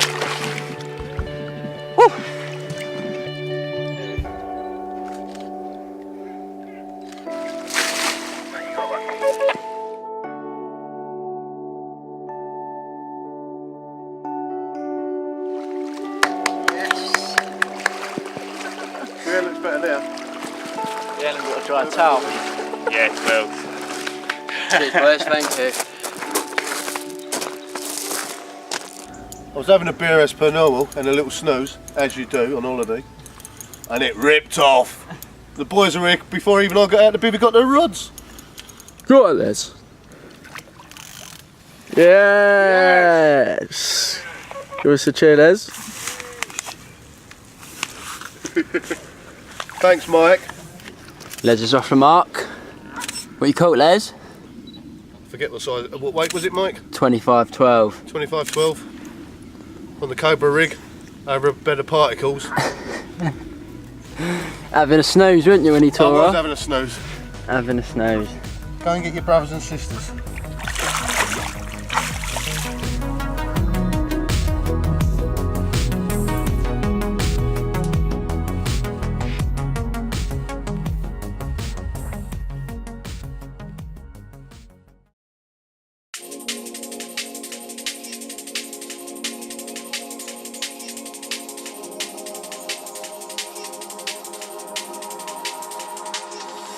Yeah, early hours of this morning, just went a bit mental, same again, same as what happened yesterday. 3 o'clock, had my first bite, and since 3:30, I've been awake.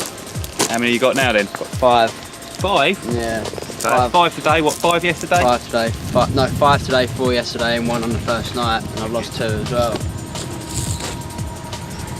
Well, we're still in Mikey's swim, just about to sort his fish out, and Loz and I have discovered something. Something shameful. Something very shameful. Got a single rod down here. Why? Why, Wilson? Why? Sort it out, Loz. That's better. That's better. He's had all his bites on that rod this morning. Why would you do such a thing, Wilson? Sure him out.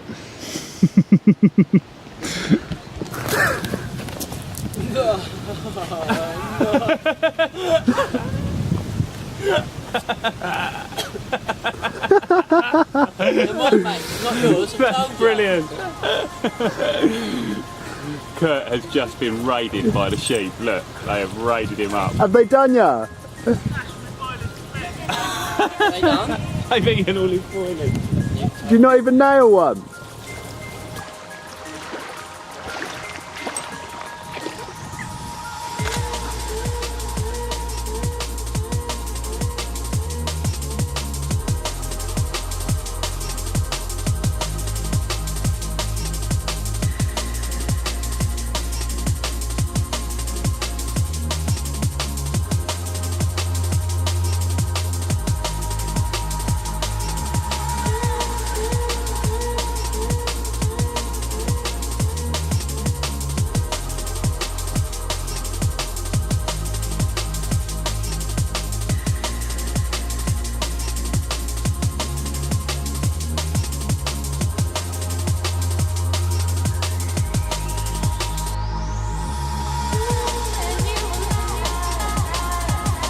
So that news, son? Yes, Willie! Alright, Next. 2 more to go. Brilliant!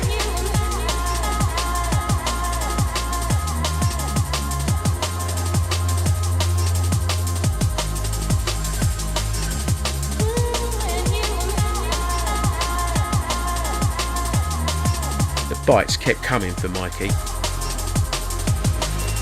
Oh, you're in. You're in this one, this one.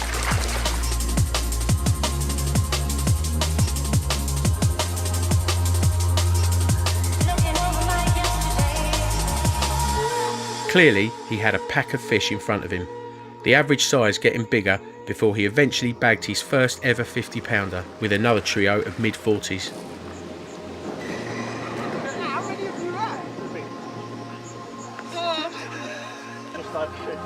Just over 50? Yeah. Yes, bro. Yeah. You've got to give him 50 for that. You've got to give him 50 for that. No, that's bang on the money, man.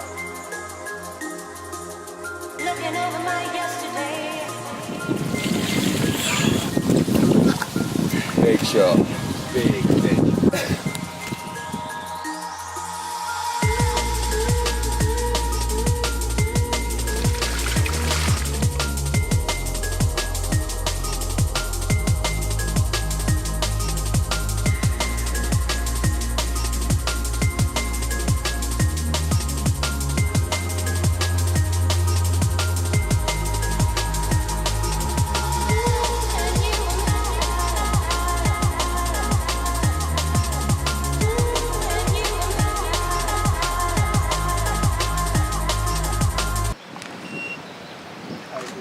Stop.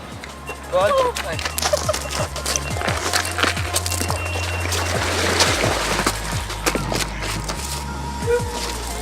And Willie's in. Yet again. Just when I thought I was going to get a break. Just when you thought you were going to get a break.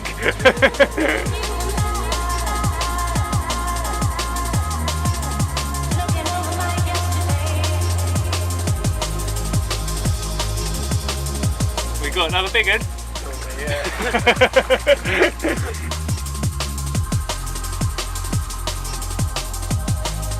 Quick!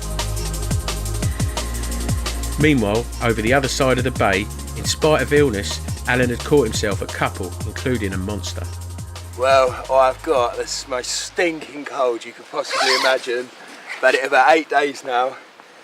And yeah, it's nearly killing me. Sore throat, cough, headaches, you name it. But I've still got a massive smile on my face. We're day 4 now of our Taliats social, and for an absolute bruiser. Right, man. It's a big one, isn't it? It's a big one, It's a big girl. It's one of the Taliats' big girls.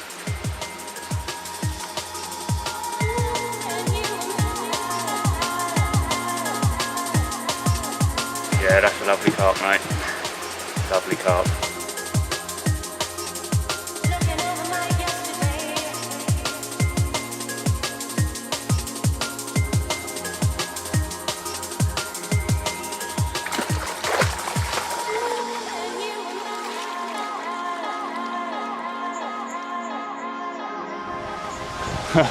Well, I've had a busy morning. I left me swim at about 9 o'clock to go and photograph some fish for Mikey, and it's now about 3 o'clock. I'm still walking around the lake. Finally, I think I've done everyone's fish. For me, I'll do another night in the corner. There's not much happening there, but maybe the pressure will move them out, and tomorrow, if they're still in the bay, I'll come and double up with Tommy in a big double, see if I can't get another one as well. Hi everyone, just a quick one. I've recovered after having a horrible flu. That was terrible, it was just dripping out my nose for days. Anyway, went up to town today to try and get some presents and bits and pieces. Come back and it's absolutely smashed it down. Been out of the boat, the motor's outboard's broken. I've got no rigs out.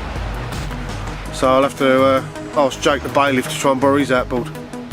Bye for now. What's going on here then, Les? Well, got some bait out the van and they all decided to help themselves. So I just thought I'd bring this one. This is the main character that was eating most of the bait, this one. So I just thought I'd bring him up and show you. And they were actually in the van, were they? In the van. Look at them all now, attacking the bags. They've had the van out, the bags out, everything. Greedy weasels. Go and sort them out, Les. Alright mate, just put this one down. Yeah. Oh, he'll be straight back with his mates. Come on. No, you've scared him, Les. Oh, he just doesn't care, look. He's actually going to try and get him Wilson's bivvy. See you later.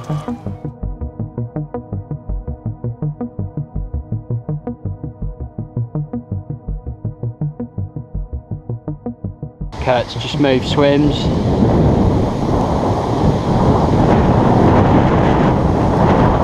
Wind's got up massively.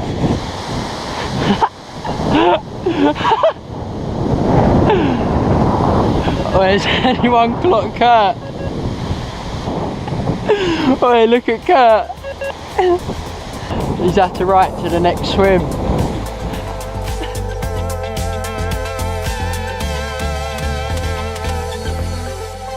We walked into Mike's swim yesterday and he had a rod down the margin on its own, single sticks up against the reeds with a folded handle. Yeah, we got it on film, don't we? Catch more fish if you fold your handles. Yeah, you catch more fish, Nash. They are. Kev was last night, after me whinging and moaning at him, I was like, please turn your handle around so it sits down the bottom. Why do you do that? Like, Mikey, do you know what? I ain't going to dispute that, because if you feel sharp, you'll be sharp. Yeah, and you caught a few, ain't you? It's all down to the confidence thing. A move into the fence the previous day had paid off for Oli, as in the early hours he had bagged himself a Taliats whacker of 30 kilos, or 66 pounds. Oh dear, mate.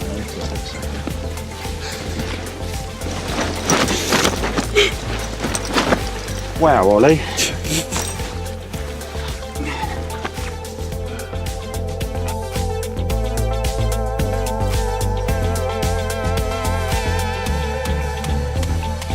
Bottle carp.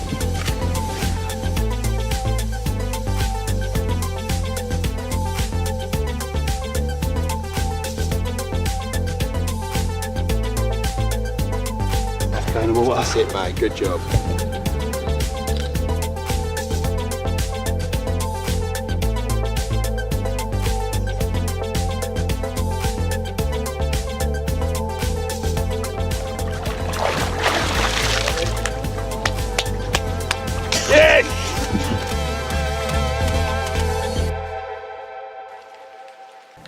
Hi, it's Wednesday. After all that wind and rain, no one caught anything but one fish. Oli caught a 66. I mean, all I've been doing really is watching DVDs. DVDs, there's a little munch down there, little brew. Yeah, there's one I've just watched. The frantic action had slowed down for Mikey, but he bagged another nice mirror.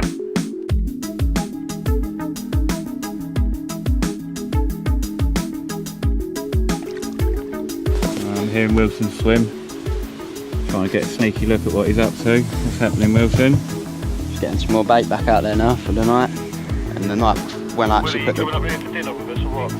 When I put the rod... Have you got it? What time's dinner? I think it's on his way by the sounds of things. Top man. Dinner time.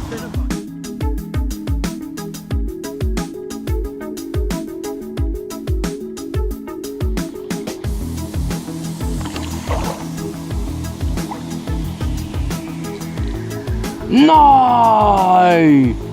No, that ain't fair. But I feel like a good fish and all. The setting sun seemed to trigger the carp into action, with bites all round the lake.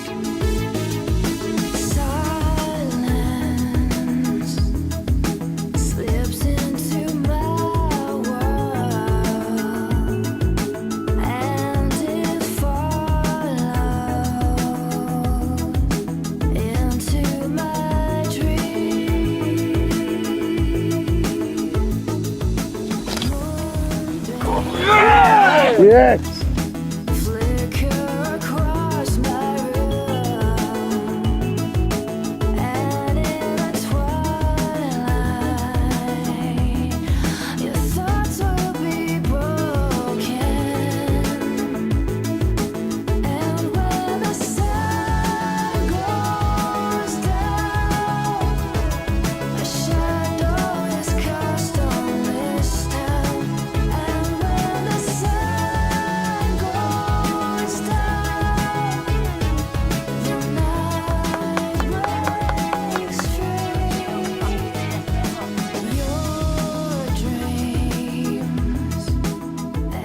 After spending the day fishing a big double, Tom had returned to his original swim and finally banked his first carp of the trip. Oh, it's a little one, but he's in there. Yes, Tommy.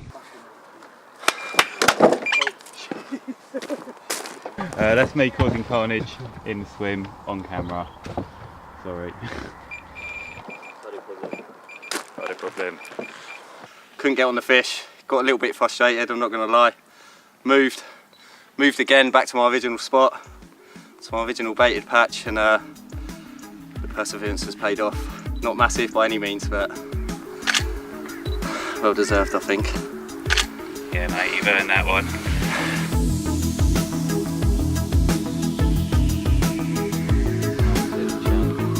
She'll do, man. I'm not complaining one bit. No way. I'm off the mark.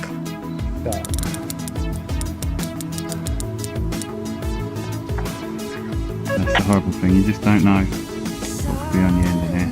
Stunning, mate, Ross.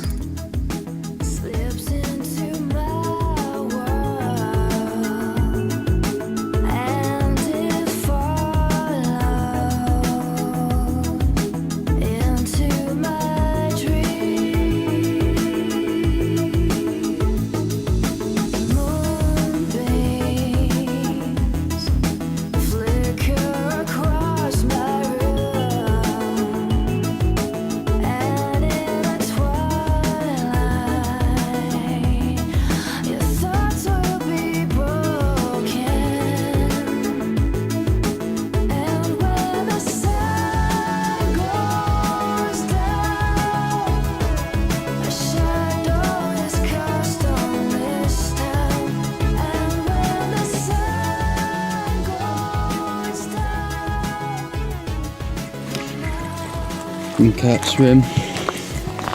What's up? French time is nearly 9:30. 9:30, Kurt's had a take on his right hand rod. Taking some line, isn't it, mate? Looking good, boss. Oh my god, what was that? That was a hippo. Someone just fall in. You ready, yeah? You netting him, Les?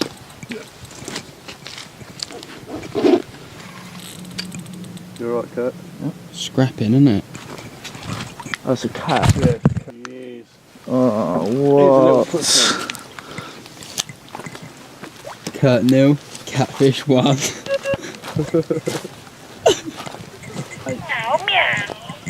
What a lovely pussy. I ain't dealing with that, mate. I'll drag it up here.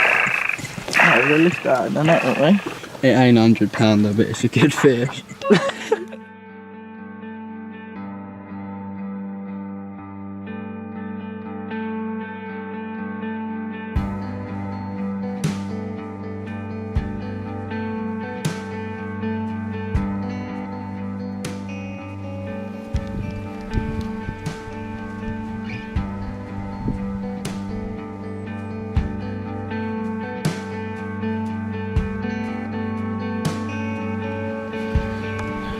Well, I was just about to reel in and go and photograph Alan. He's got 57. I'm glad I went back to bed for a little while because that's just ripped off. Looks like a mid-30 common. Not a monster for an ear, but a result anyway.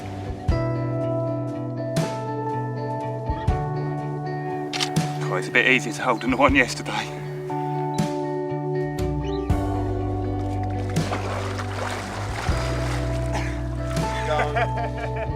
In spite of his illness, Alan had been up all night spodding and had been rewarded. So what you got here, Al? Well, I had another big one last night. Just fishing to a spot at 90 yards, 3 rods really tight. I just kept spodding over the top every sort of half hour. You're a machine now, the rest of us are asleep. There was a few people asleep, but Kev was watching the water, I was spobbing away, and they started to show, and then they started to show over me. I just kept baiting, and I caught this absolute bruiser.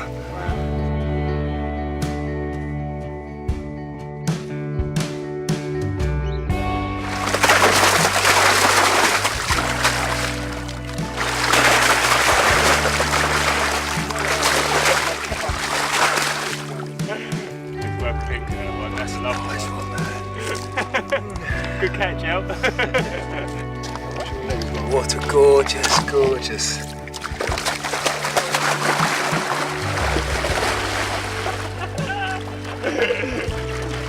Well rescued, man. Let's get a quick still of it.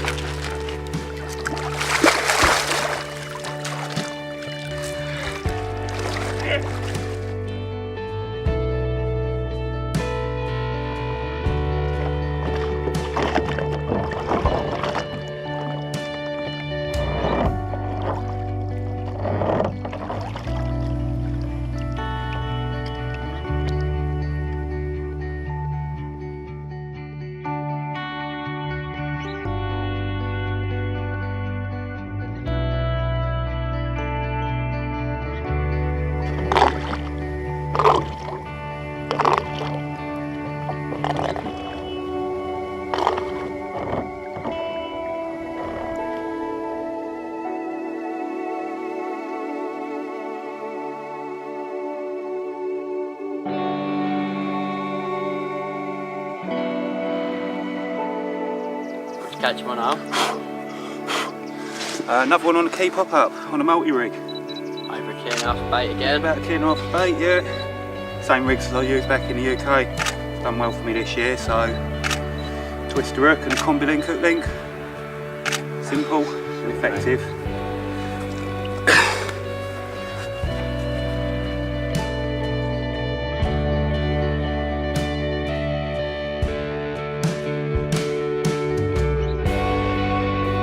Lovely times, Les. That's a beauty, mate. It's got a double like barbule on this side. Is that a double barbule? Take a picture of that for me in a minute, Kurt.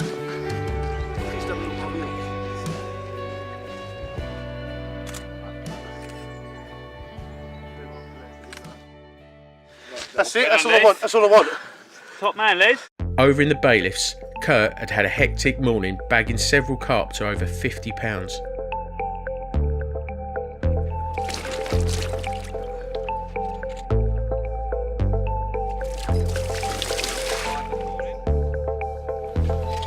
Big smart.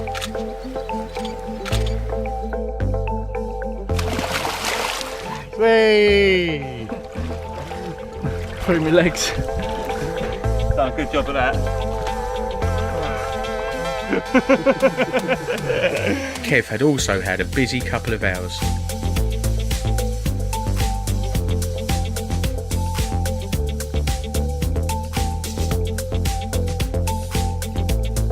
We've just turned up at Kev's swim. Photograph one that he's got from first thing this morning. And lo and behold, boss man's playing one. Third one. His third one. Yeah, well in, Kev.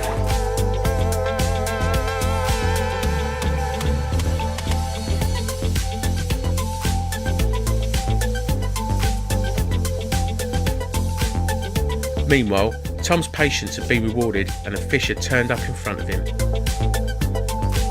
Slow start to the week. 3 or 4 days with no activity whatsoever, but we persevered along this bank. Fish have turned up and I've managed to take advantage of it. There's not many places where, as you're photographing carp, you've got a herd of sheep.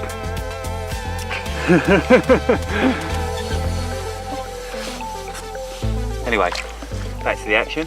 The fish varied from 20s to mid-40. After a slow start, he was finding it hard to keep his rods in the water. It might not be the biggest, but look at that. Look at that. I may have got the prettiest one. I think you have, mate.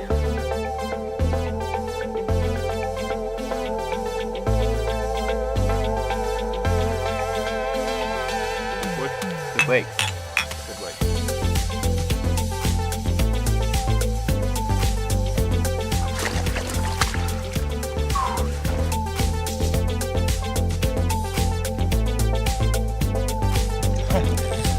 Just come to do lots of water shots of his nice common and oh look. What do we have here? What do we have here? And that'll be 1 rod left in the water. And here we have Tommy out in the boat playing what could be a monster. You just never know. Come on, Tommy. Yes! Now he's just got to paddle back in a boat with 1 oar. Yeah, the fish out hanging over the side. Well, it's been Tommy's afternoon today. Yes, Tommy, it's just coming up to dark. What, how many now? Point number 7, I think, today. Whew, that's a strong run at the end. Point number 7. Fish. And you got yourself a wide boy. This is the one I've been waiting for. Yeah, mate. It's the big one. It's the one. Look at that. That's a cradle filler.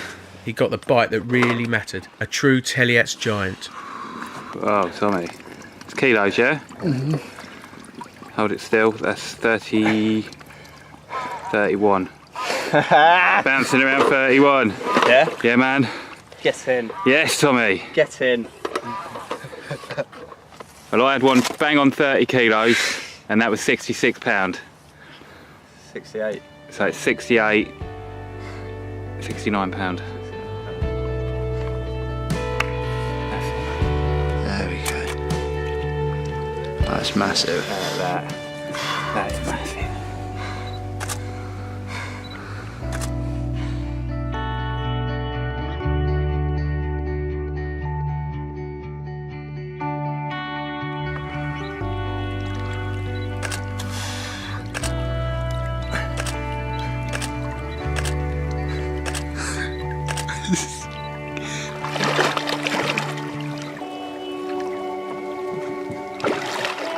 Yes, Tommy! Yes!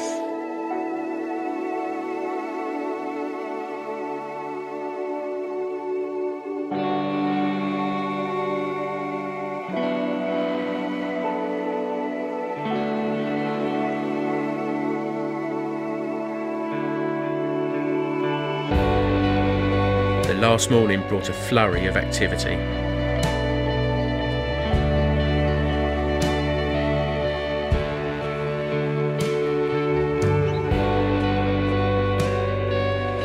He's got a big chunk.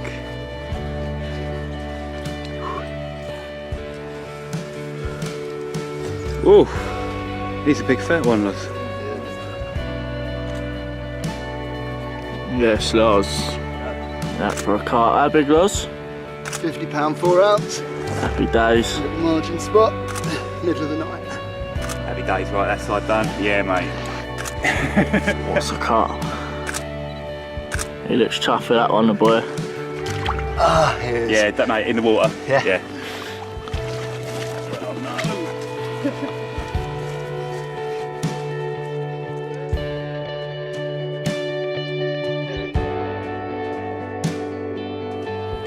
What a beast.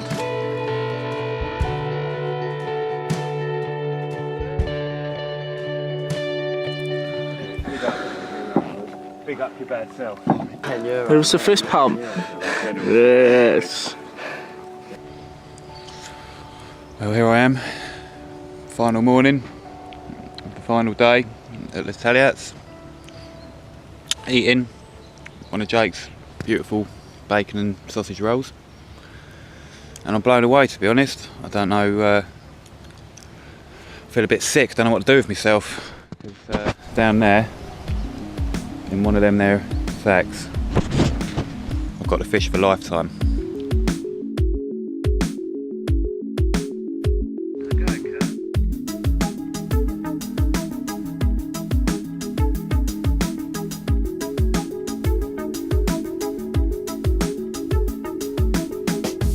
Well, I couldn't have dreamed of catching a fish like this. I thought 66 was big, but this just blew me away.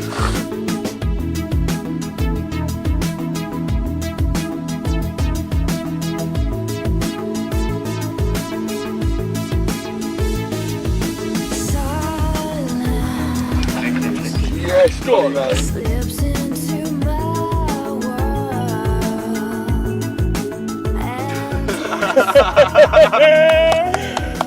Oh my god, the size of its head.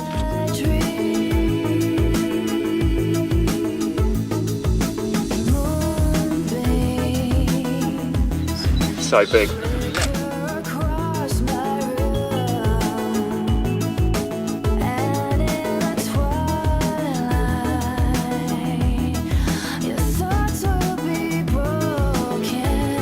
Yeah, how big, oh? 81 pound.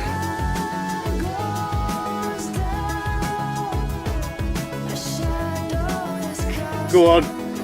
Go on. Yes. Well, when Kev said there were bigger carps to come, he wasn't lying, was he? 81 pound of common, one of the biggest commons in the world, and I'm privileged to have caught it. Hope you enjoyed Nash 2015. See you next year.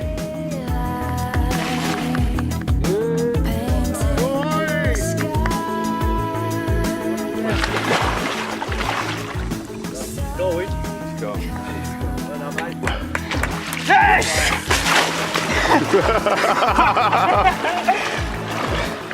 Well done, Ollie.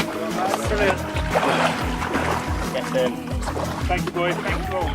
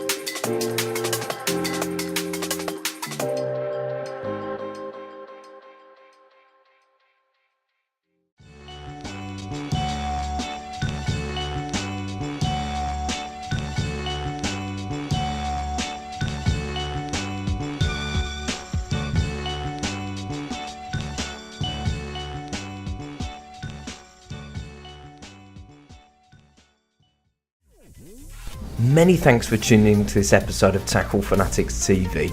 Tackle Fanatics are a full Nash stockist and offer their complete range at the best prices in the UK. To view our selection, log on to www.tacklefanatics.co.uk. Remember, Tackle Fanatics also offer finance to make your tackle purchase more affordable. Tight lines from everybody at TFTV.